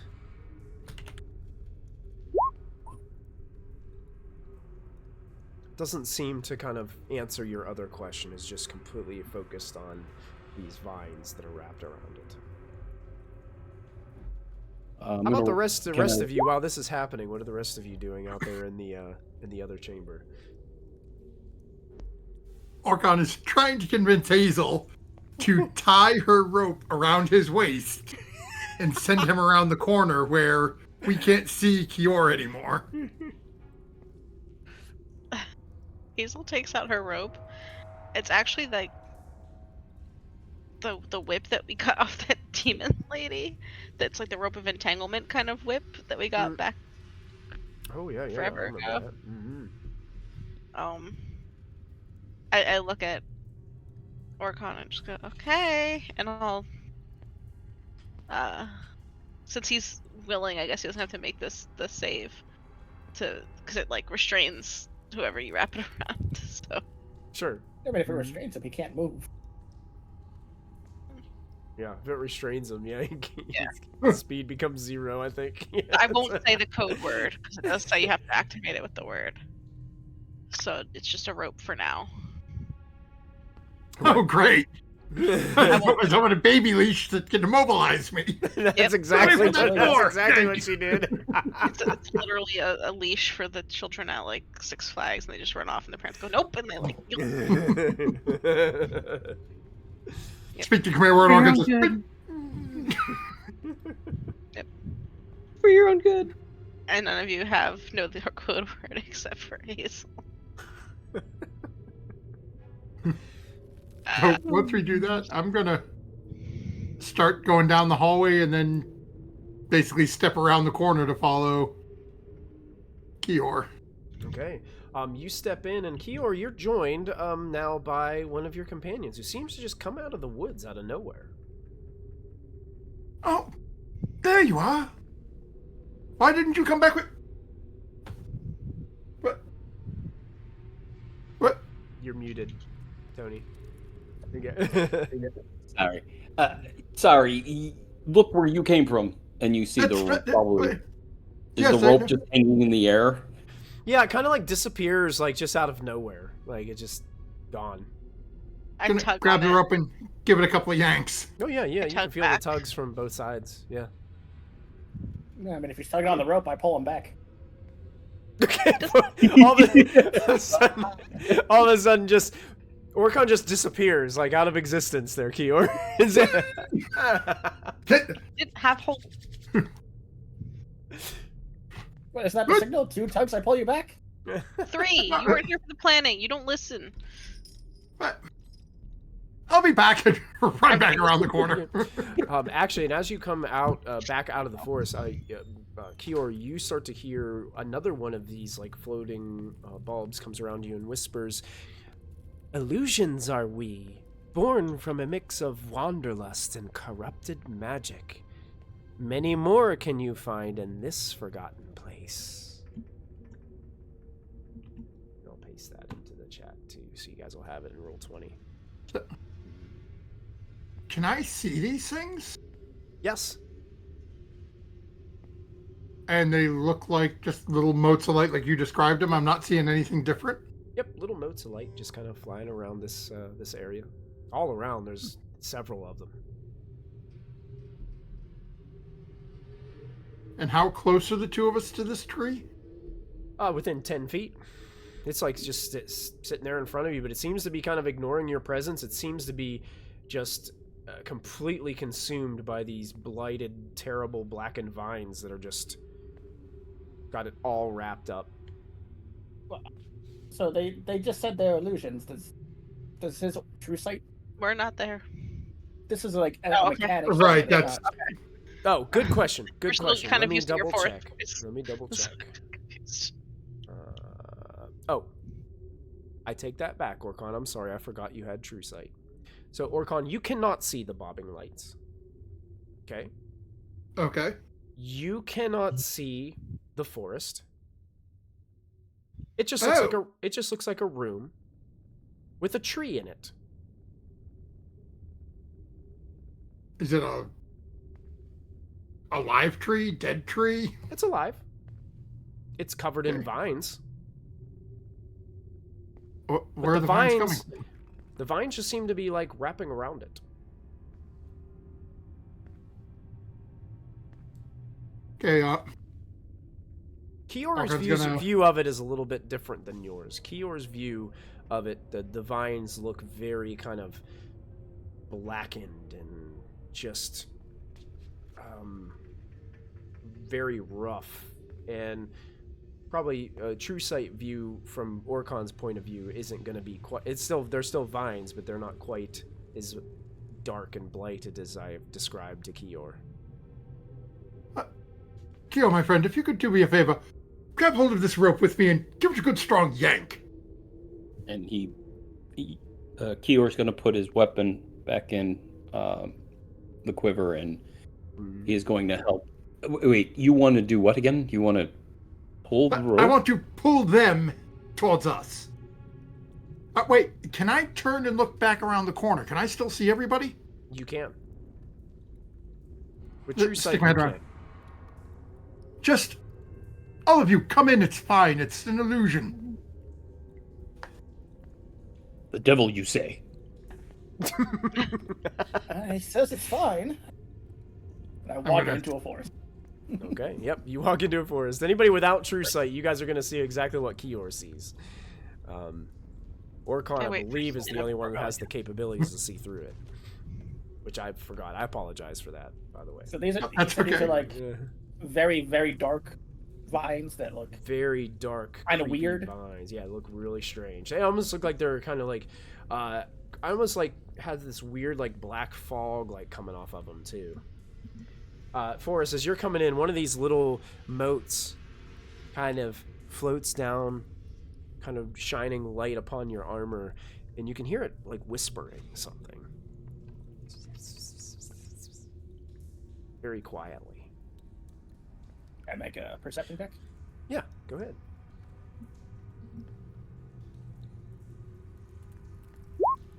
Probably not good enough. It's hard to hear. You can spend resources if you'd like. We'll get a whole bunch of D12s. You gonna do a D12? Go Yeah, for see it. what happens. Oh yeah, Awesome. that D12 will turn it into a success. Thank you, chat. So you hear the last one, this last one that goes swoops down, say, "The jade serpents crave offerings," as it swings by you, and I'll put that in the chat so you guys will have that as well.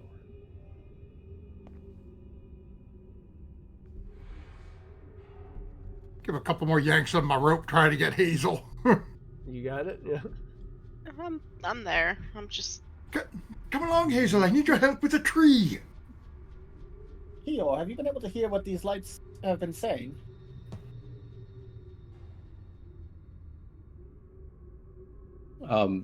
What I've heard them say is the next challenge is crushing. Move fast.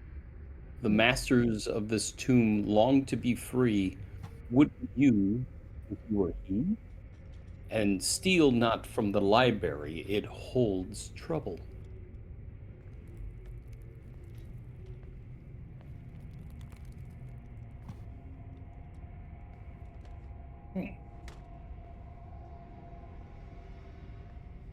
I like Hazel, look over these probably- vines. Yeah, Hazel, as soon as you walk in and see this, it would probably pain you to see this tree entangled in such a way. Even though the tree probably isn't, a natural kind of thing, but it's still. What would you say there for us? What did you say about the? Like, I kind of want to like see if these are like natural vines, if they're like some kind of magic that was put on them. That's what's calling Hazel and for to look at him too. Go ahead and go ahead and make an Arcana check. Great roll. Still an 18. You think it might be some kind of curse? I've certainly got an idea. What's wrong with the tree, Forrest? Care to share with the class? Yeah, it seems to have been cursed. Again? That's like a whole 8 hours I gotta sit here. I think this one might be a bit simpler, actually. I think I can handle this one. Okay. Before you do, Hazel goes up to the tree. Doesn't quite touch it, because it, to her, looks very pained and sick. And we'll just whisper in Druidic, "He's not going to do anything bad. Okay?" And we'll then look back at Forrest. Okay, I will tell you this, Hazel. As you approach the base of the tree, put your hand on it and whisper this. Great. Just like the falling floor. You look down kind of like tucked within some of the roots of this tree down here at the base. There is an interesting looking ebony wand decorated with bones and feathers. Oh, we need that. Sitting down here. Why don't we deal with the curse? He's not touching the thing. She's not the loot goblin of the party. She just sees it and The goes, loot "Oh, goblin is dealing with the tree. Yes, I will. I'm going to cast Remove Curse on the tree. Okay, remove curse. You Right. see these blighted vines instantly begin to dissolve from around the tree. They crumple, and you see what seems to be bark at first, and pieces of the vines start to break apart. And as they're falling, they shift into what looks like blackened snow, as they just start falling all around you, like resting upon your shoulders just a bit, as all these vines crumble away. Yeah, don't breathe it in. And with that casting of Remove Curse, Force, you're confident that you have destroyed all of these vines that were wrapped around, constricting this tree. At that point, you can see the tree kind of like stretch out. Oh, wow. I feel so much better. Thank you, friends. And as he says thank you, you start to see that the rest of the trees all around him start to disappear. That pathway that was kind of foggy in the distance fades out of existence. The little motes that were floating all around you just slowly dim out and vanish. And you can see you're just in an empty chamber with this tree. As this mirage is dissipated. Why are you all looking around the room like you're going crazy? Because everything just went to what I think you're seeing. And then Hazel looks up at the tree. Is that yours? And we'll point down at the wand. Yes, it's been placed in my guard. Why do you ask? Small boy. We have someone on the outside here that used to belong to their family, and they really would like it back. It looks down towards the wand. Make a persuasion check for me. I'll give you advantage for the help that Hazel is giving you, Forrest.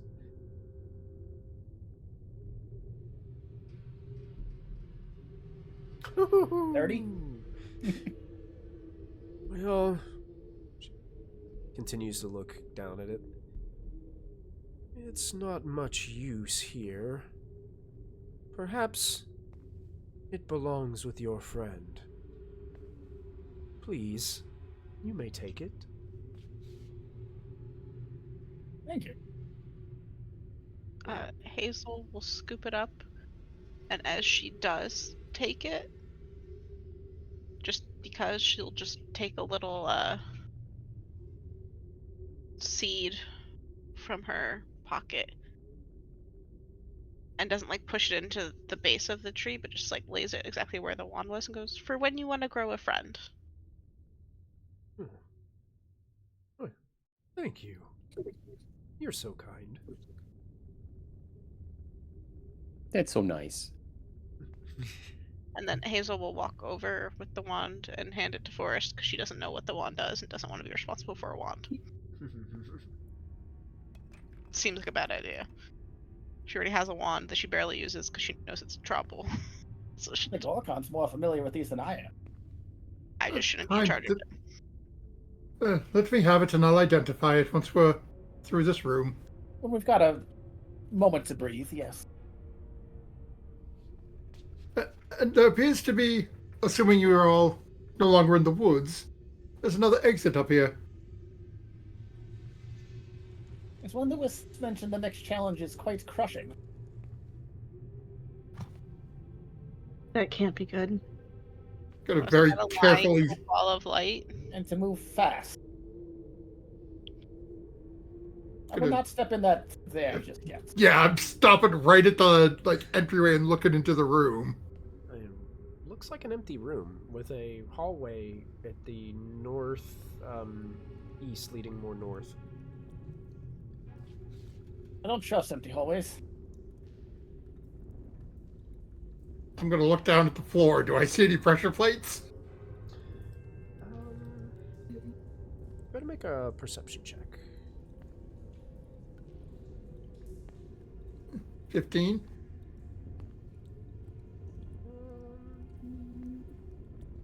I don't really see any pressure plates. The whole floor looks pretty level. Can I ask the tree if it knows anything about this next room? Sure, if you'd like to. You ask the tree. I've been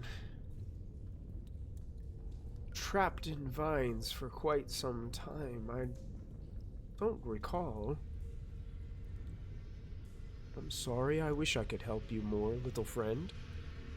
Oh, that's quite alright. I can investigate. The wand is thanks enough.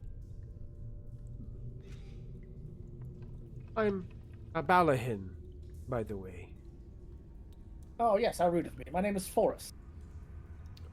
What a wonderful name. I am quite fond of it.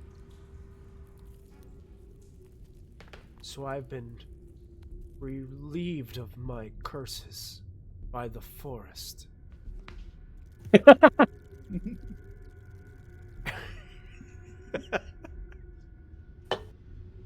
Hazel Or just Give help each yourself- other out. Give yourself a point of inspiration. There you go. Hazel just looks at Selena and just goes. He gets a pass because his name. It happens. Birds of a feather flock together? It is important to not lose sight of the trees when you're in the forest.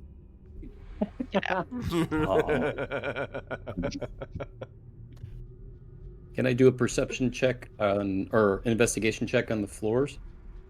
Sure. Go ahead. Investigate them a bit. We lead in over his shoulder. How fast do you think you can run? Forrest said something about be fast. So, like, you don't really see anything on this other than there are several spots, like, around the floor of the room. And at first, like, you're thinking, is it just dirt? And then you kind of see one kind of closer to the edge, and it kind of reminds you of, like, old dried blood. Looking up, There seems to be some on the ceiling, too.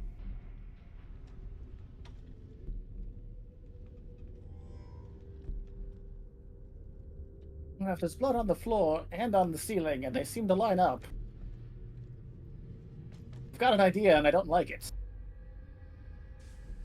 And that's only because you're slow and old.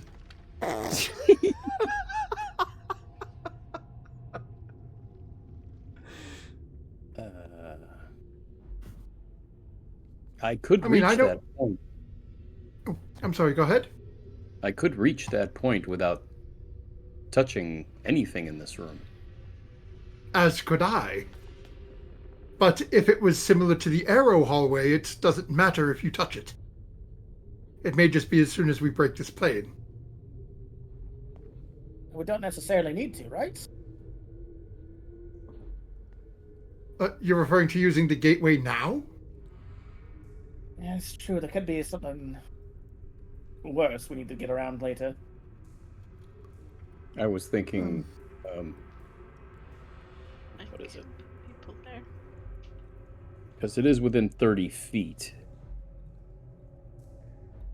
So Misty Step will get there. I can Oh, yeah, hidden path a exactly few of us. 30 feet. Yep. Yeah. Mm-hmm. We have ways between all, you know.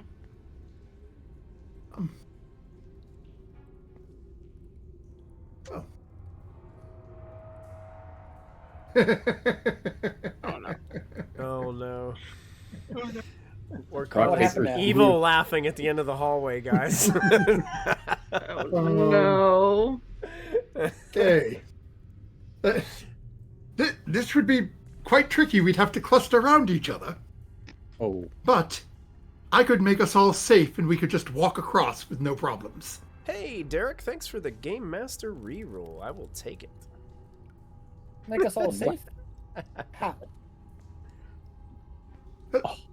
I can use one of my patron-given gifts to create a 10-foot emanation around me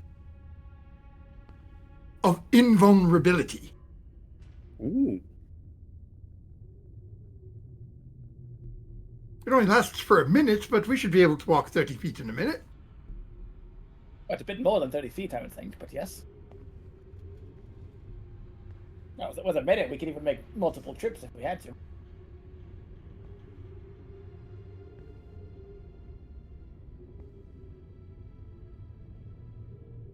Or we can just teleport our way over there. It will drain some of my abilities for the day, but I can send those over who can't do it themselves. Can get a few people over too. You're right about the draining part, but Hazel kind of just motions to the bloodstains arrow and just goes, I think it might be better than the alternative.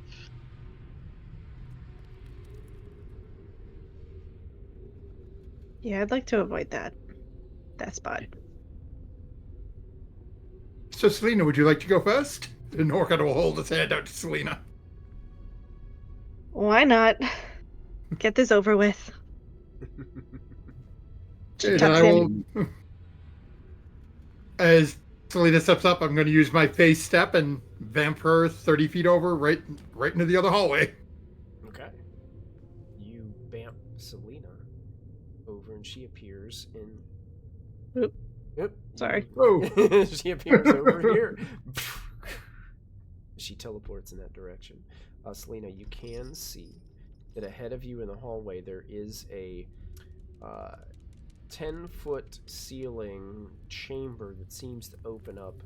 It looks like there's several like pedestals inside, and it looks like there's some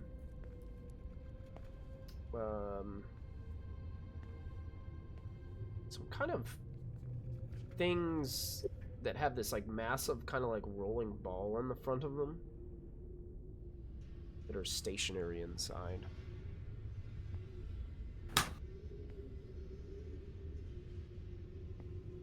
Selena's gonna look and see. She's gonna move just one space closer, see this, turn around and yell.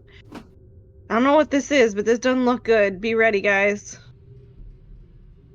And gals. Be ready, team. We still need a party name. She's not. Orkan's going to look back. Does anyone else need me to send them? No. I mean, I can I'm do going. it. There's a decent portion of my magic, but I can do it. Forrest, I can send you over without using a spell. I'm going to use my ability to join Selena. All right, Orkan appears next to Selena in this hallway with a quick flash. I will look at Forrest and Kior. Do you guys want to pop over? Want me to do it?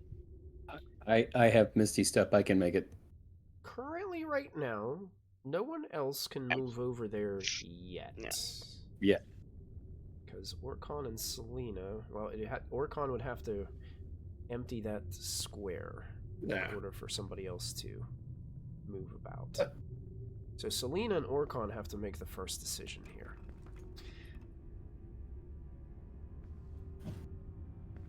You need to step into the room if I'm to move forward and let someone else in.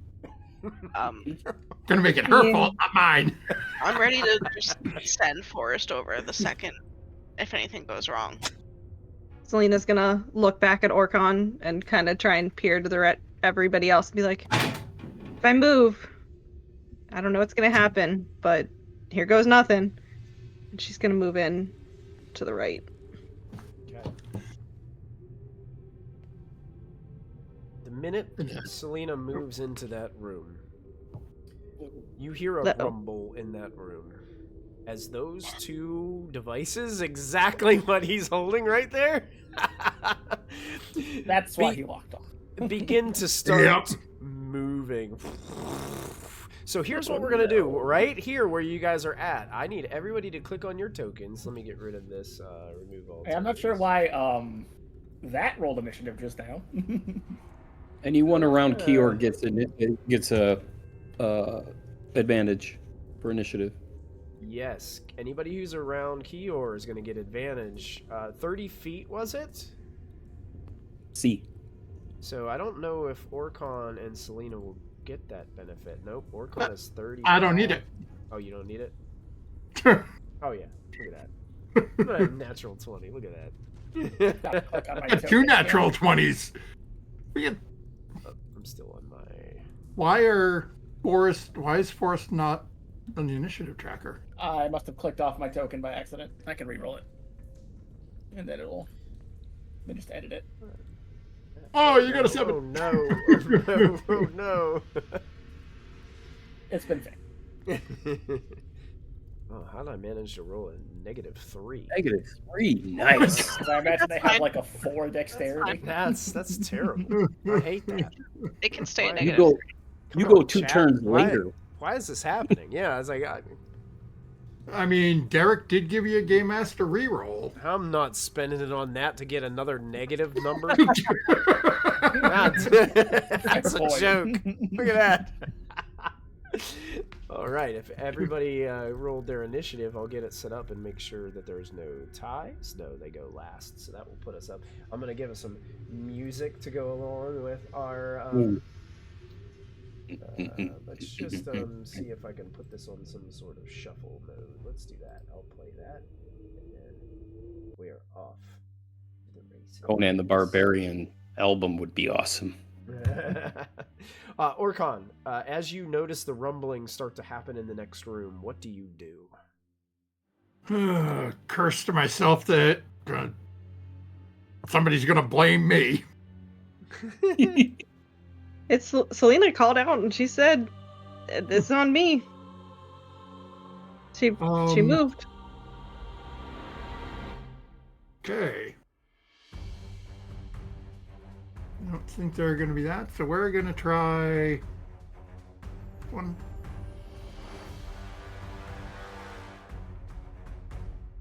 I'll try this. Where'd you get that toy? Huh? It's from the Tomb of Annihilation. Oh, that it came with the miniature pack? Yeah, it's a Stone Juggernaut. Oh, this has the miniature base on the bottom. I thought it was an actual, like, Yeah. it actually, like, wheeled around. Oh, no, I wish. That would have been cool. My children would have stole that. Oh, yeah. Okay, so we're going to step in. And how high are these ceilings? Only 10 feet. 10 feet. And these things seem to be, like, taking up the entire space over there. Okay. So that's 5, 10. And what are these black dots? Those are just pillars around the room. Okay. Obsidian pillars. They're spaced evenly throughout the room. Perfect. 5, 10, 15, 20, 25, 30. Look at Because that. I like to think that I might be safe in here. Tucks himself away inside these closely formed pillars. And then I'm going to try something. I don't know if it's going to work, but I am going to cast a spell on Juggernaut 2, and I need a wisdom save. Oh, great. They should be very good at that. I believe this is, unless they're immune to charm effects. Let me double think check it's called something that really quick. charm. I just want to make sure that they're not... Oh, they do have magic resistance. They Okay. have advantage Like on everything this. else in this module. Advantage on this. 14. Is going to fail. All right. So that is... Oh, no, I don't... There we go. This is Hold Monster. Ooh. Oh, I'm sorry. For each spell slot above 5. Okay, never mind. That would paralyze them. So, Paralyzed condition. Duration.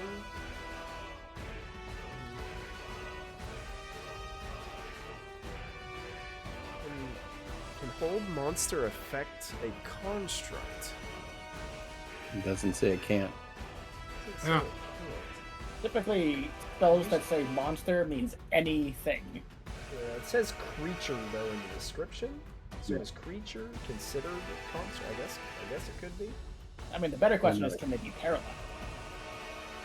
Let me see. 'Cause I think a lot of constructs can. What I'm Yeah. seeing is constructs count as creatures. They count yeah, creatures, construct is a but- creature type. Yep. Definitely could affect it if it weren't immune to the paralyzed condition. Rude. So it doesn't seem to work, Orkhan. Court Dean Winchester. Son of a bitch! That'll end my turn. All right, Forrest, that brings us to you next with Selena on deck. Well, I just heard Orcon swear loudly. Oh yeah, you definitely heard Oh, that. yeah. Instead of waiting, I will. You've Misty heard step my magical own way across. incantations and then son of a bitch. We'll go ahead and Misty step my own way across. Okay. Yeah, you bamf over to the other side of the room. You can see into the chamber now. 3. Orcon is pantomiming that he's trapped. Very 1, 2, nice. 3, 4, 5. I can actually reach one. 6. Oh, yeah. Looks like this thing is firing up and getting ready to roll out. These things are just like solid stone. Oh, yeah. And I'll still make my attacks. See how this All goes. right. Go for it.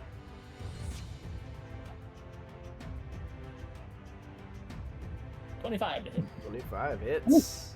Oh, yeah. That'd be 17.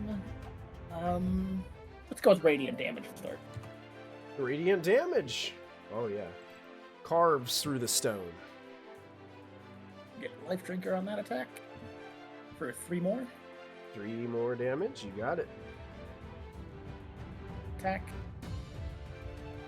23 to hit. Slashing across it again. Perfect hit. 20 more damage. 20 damage. The Radiant seems to be carving easily through the granite roller in the front of this thing. Oh, my bonus action was to Misty Step, so that'll be my turn. Okay. Selena with Hazel on deck. Selena is going to be a little intimidated by these things and follow a little bit of Orcon's lead and kind of hide by the pillars. Okay. Can she still reach him to attack from there, or does she need to move? I would say yes, you could, but you would make your attack with disadvantage because of the pillar kind of being in your way. Okay. But So you if I could. move there, the pillar would not be in my way, correct? Correct. Yep. You'd be able to make your attacks without disadvantage affecting you. Okay. And you would And- be able to move back there without taking an attack of opportunity because you're still technically in its range. True. You read my mind. I was going to ask that out of character.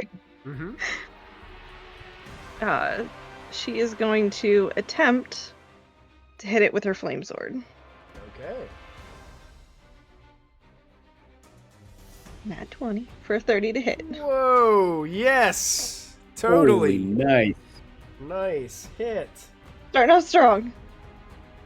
So Okay. So do I add both of 21? those together, or are they already totaled in down there at the bottom? It looks like it's 10 piercing and 11 fire, if it matters. 10 piercing, 11 fire. That's, is that 20? Which- yes, 21. Points of damage. It seems to work. Yes. As you carve into this creature, this construct, Selena. She's gonna take another hit at it. And because of Vex, you have advantage. 21 to hit. Will be a hit. Go ahead and roll damage on that one too. 17. 17, carving away at it. One more.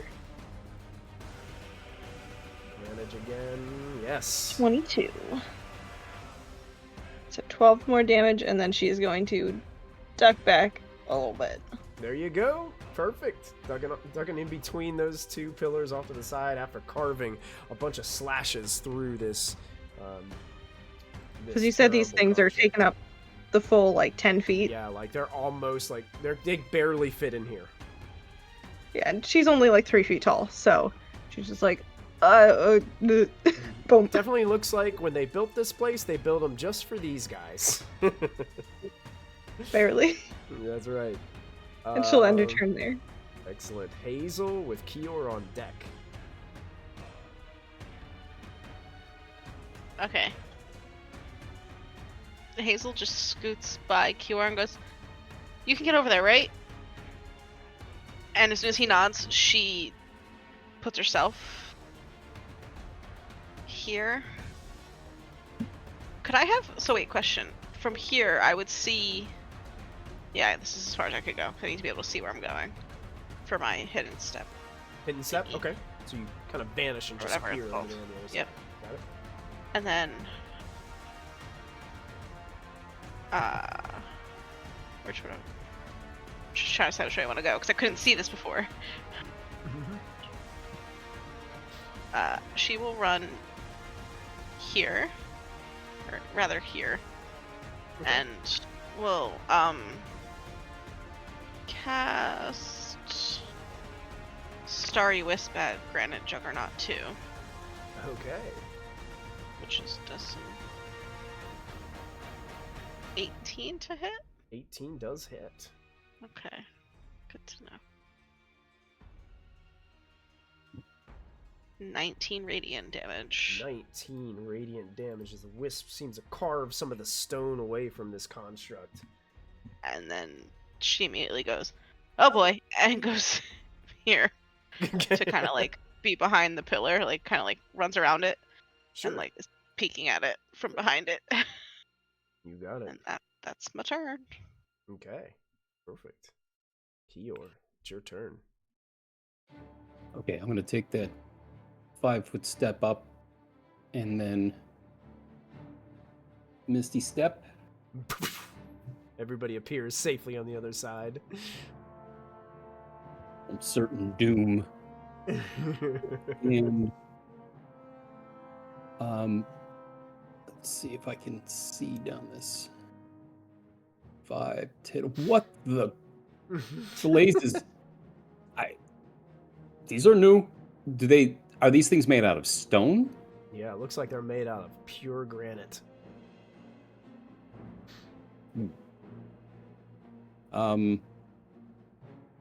Do I have... Check here real quick.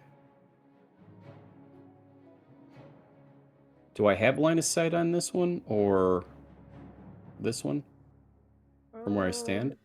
From where you stand, I mean, you have they're pretty large. I mean, there are some obstructions, but you could aim for a different part of it and hit it just fine on either one. Okay. Mm-hmm. I'm gonna take 2 shots at the one on the right. Okay. Juggernaut 2. Gotcha. All right. So longbow.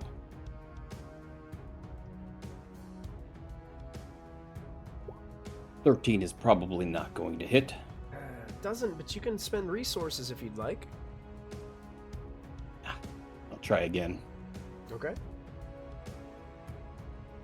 That arrow kind of deflects off of it. 15 will hit. 15 will hit. Okay. Mm-hmm. That is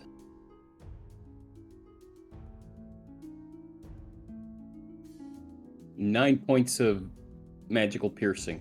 Magical piercing damage. It does pierce it. Pierces one part of it. Digs into it. 9 points of damage. And I will move. So 5, 10, 15, 20. I'm going to move here. And that will be my turn. Okay. Juggernaut 2. Runs away. I don't think they can leave the room, quite honestly. I don't think go back so. to sleep and take a We nap. could run away. I forgot they had reactions. Shame on me. I'll remember for next round. Oh, you don't need to remember that. It's I fine. remember. Okay. That one, the one down here, Granite Juggernaut 2, is actually going to start rolling its way. And what's crazy about this is this one kind of rolls over this way, 5, 10 feet in this direction. And you see that its granite rollers kind of twist in a weird, unique way. And it actually turns kind of on a dime. And starts facing south towards Selena and Hazel at that point. Oh no.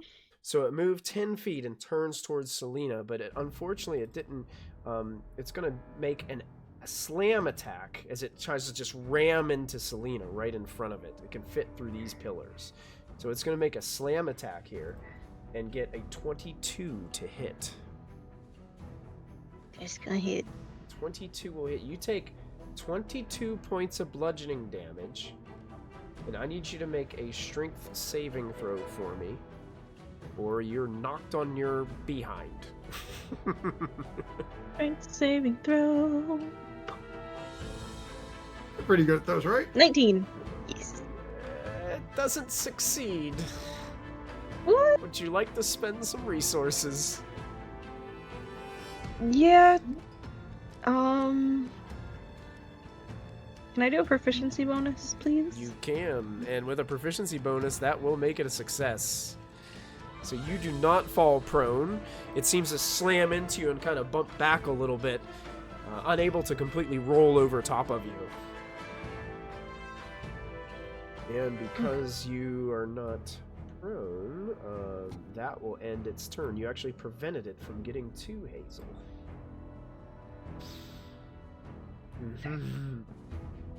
It's a strange thing that the halfling was able to stop this granite juggernaut from advancing. She's a halfling you She's don't like- want to mess with. Digging the swords into the ground to kind of prevent this thing from moving any farther as it kind of grinds its way closer to you. Granite Juggernaut 1 is going to just slam Forest directly in front of it. It's going to make us With disadvantage. with disadvantage. A 16. No. I'm going to spend a DM reroll. Of course you The are. one Derek gave me tonight. This is for you, Derek. I'm going to put this on you, Derek, that if I hit, it's on you. So Michael can't be mad at me. Slam attack. Ah, worse. Isn't able to roll over top of Forrest as he holds his ground, bringing us to Orcon's turn. Okay. These things are considered large, right? Yes. Okay. Let me just check. Pretty sure. How many things? There it is. Large or smaller? Yep. Okay, so I'm going to pop out beside this guy here. And I'm going to fire off a couple of Eldritch Blasts at him. Okay. So, first one I do have disadvantage because I'm right up in his face. Sure. 29. that don't matter. Sure. Bam! Blast right there in point blank range. So there's a total of 13, 8 force, and 5 thunder. You got And it is pushed back 10 feet. pushed Nice. back 10 feet. Yeah, so you hear the scraping of this stone against the floor as it flies, just slides back. Oh! Second shot, apparently I missed because it was still moving. It was still moving, so you hit the ground in front of it. Harrison. You can spend resources if you want. You got resources. You can do a reroll if you want. Oh! my God. Oh! How's that Oh, God, even is that- possible? It's better with disadvantage. Poor God is now ducked back into the corner. He's just now. I really hope no one saw that. He rolled a 29 with disadvantage and proceeds to roll 2 natural ones. That's crazy. Oh, man. It dips back into the center of the room. Actually, no. I'm actually going to. Says they come out 5, 10, 15, 20. I'll let somebody else have that middle section and I'll go duck into the hallway. Oh, there you go. Okay. Nice. Perfect. Ducks out in there. Bring us to Forest. Why did my battle music stop playing? Let's Past see the what battle we can music's do. bedtime. I will start with I a hit the wheel. Oh, must not have been set to recur. That's what I think that's what it was. start with a bonus action Divine Favor to add 1d4 to all of my attack. And we'll take a couple swings. All right. 28. 28 hits. 15 plus 4 is 19. And 15 plus 4. Actually, is that the Okay, what's the 7 for on that one? Divine Favor, gotcha. That one's Divine Favor. Does it take all that 7? Yes, Radiant, got it. because the Radiant Soul damage is only once per turn, but that's the first one, so... So I forgot these things had reactions. So after it takes this damage from your attack, it's going to use its reaction. It has something called Quick Escape. Immediately upon taking damage, the Juggernaut moves up to its speed without provoking opportunity attacks. Ooh. So it's going to do this. It's going to go 5, 10, 15, 20, 25, 30, and roll this way across the room. Yeah, just where the fuck do you think you're going? The Paladin cursed! The Paladin cursed! Fog, in he trouble. said fog. Then Forrest just starts chasing it. Make my second attack. You got it. 20's 20 gonna hit. You carve into the back of this thing, chasing it down. That is another 15 plus just the D4 part of this one. 2 more Gotcha. for 17 more damage. 17 more damage as you're carving into it as it's trying to escape your pummeling. It definitely looks bloodied. If a construct Ooh. can look bloodied. Ooh. It's kept in various places. That's right. Anything else, Forrest? No, that'll be my turn. All right, Selena with Hazel on deck.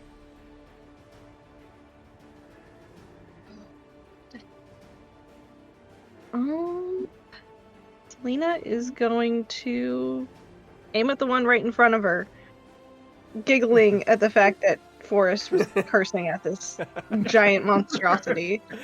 Makes her less scared of it. Good. This is Juggernaut 1, not 2, so I do not have advantage. Got it, yep. 15 to hit. Let me check. That hits. Okay. Mm-hmm. 20 damage. 20 nice. points of damage. Nice. And then she's going to take, hopefully, 2 more attacks. See if these hit. 28. Oh, yes. 15 damage. Mm-hmm. Yeah, this One one's not gonna run more. away. Do-do-do-do-do. 25. 25 hits again. He can't Nice. move again. He 14 more. already used his reaction. Oh, that's right. It's the same one. That's a good point. Yeah, he can't run away anymore. 14 damage. Yeah, so you're carving this thing up. It looks like it's in bad shape. Like parts of it are starting to fall off. And you can see like there's just blades just cutting through it. You can see all the slashes there. As you continue to go. What is my music doing? Music's all confused. Yeah, it's Too like much right rock. here. Not That's enough roll. it. Nice. And Selena will end her turn there. Okay. Selena will end her turn there. Hazel. Hazel's still shouting about Forrest saying bad words. And we'll just kind of pop over and pointing at Juggernaut 1 since it's the first one she can see because it's kind of blocking Juggernaut 2 from her at this point. She will cast Starry Wisp at it. Okay. And hopefully hit it. 24 to hit. That will indeed hit it. 13 damage. 13 points of damage from the Starry Wisps. It's still rolling. And then Hazel just looks at it. She doesn't understand him. She goes, You're gonna pick on them when I'm so much bigger? And then runs this way. Okay. Runs opposite side of the room. Good. Yep. End your turn? That's my turn. All right. Yep. Kior, you are up next. Kior is going to move. Actually, he's 5, 10, 15. He's going to move here. Okay. He's going to shoot at this one. All right. bonus action, Planar Warrior. All right. So your arrow begins to glow with this magical energy as you unleash it.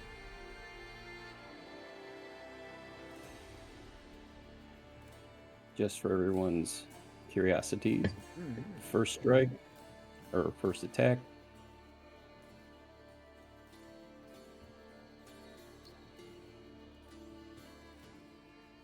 Oh no! Wing and a miss. Do you want to use We're the not having player a great reroll? time. No. No. No. Okay. Had to The get that dice one want out. something to happen with Does, this guy. Sap gives it disadvantage, correct? It doesn't give the player advantage on their rolls. No, yeah, it just gives it a disadvantage. Yep. I was trying to help you out there. Oh, that's cool. I was going to ask about Sap. Yeah, Sap gives Okay. it disadvantage on its attacks. Yes, that one will definitely strike. Okay, so it gets... Now, this is all force damage because of the Oh yeah, because Planar of the Warrior. Mm-hmm. Yeah, if it, Yeah. 5 plus... Oh, 10. look at that! And as this Nice. force arrow hits the back wheel area of this thing, you separate the back wheel from it, and it kind of crumbles down, and it drags the back end of it until it crashes into the wall and like starts to Nice. just turns into like a pile of wreckage and rubble over here. This one is destroyed. All right, that's another one. First one was a...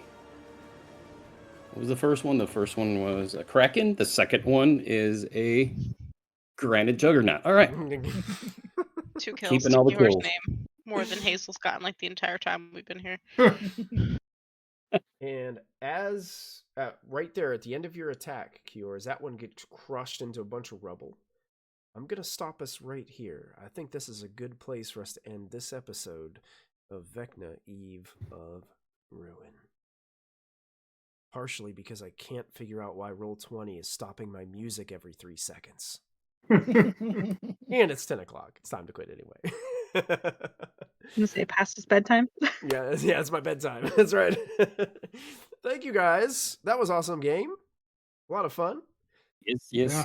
You guys got a lot farther than I thought I anticipated you guys would. That was cool. It was a lot of fun. Thank you guys for tuning in and hanging out with us, everybody in chat. All the chat rewards have definitely been coming in handy. It's for some reason we've been rolling a lot of nat ones tonight. I don't know what's going on. A lot of red numbers. yeah, not particularly green tonight. Yeah, There was one. Yeah, there the was, fates, there was. the fates want you to crush somebody. That's true. That's true. It's the revenge of the Sith. It's all their fault. So next time we join our adventurers, which will be next week, we'll continue finishing out this combat as there's still one granite juggernaut on the loose, rolling around in this chamber, looking to flatten our adventurers here in this chamber. So we'll have to see how that turns out. So make sure you tune in next time. See this happen. Don't forget we will have a live stream this Friday at 7 p.m. Eastern Time, some Phandelver and Below the Shattered Obelisk. Also a live stream on Saturday at 4 p.m. Eastern Time. So make sure you join us for Phandelver and Below and Dirty 20 this weekend. Hope that you'll do that. And then once again, on Monday, we'll be back at it, and we'll see how they do as they continue to delve through this tomb. They found one of the relics that Lisa was looking for. So you guys got that in your possession right now. So that's worth quite a bit of coin to Lisa on the outside. Might be worth more to us. It's a wand. Could be. We'll have to see what that is. Yeah, it's strange. We never found that one. That's right. Deception checks. Well, thank you guys so much for tuning in. If you were watching us on YouTube, thanks for clicking on this video and watching it all the way through. We hope you're enjoying our story so far. I hope that you'll watch the next one. But until next time, don't forget to add that proficiency bonus. We'll see you all very soon.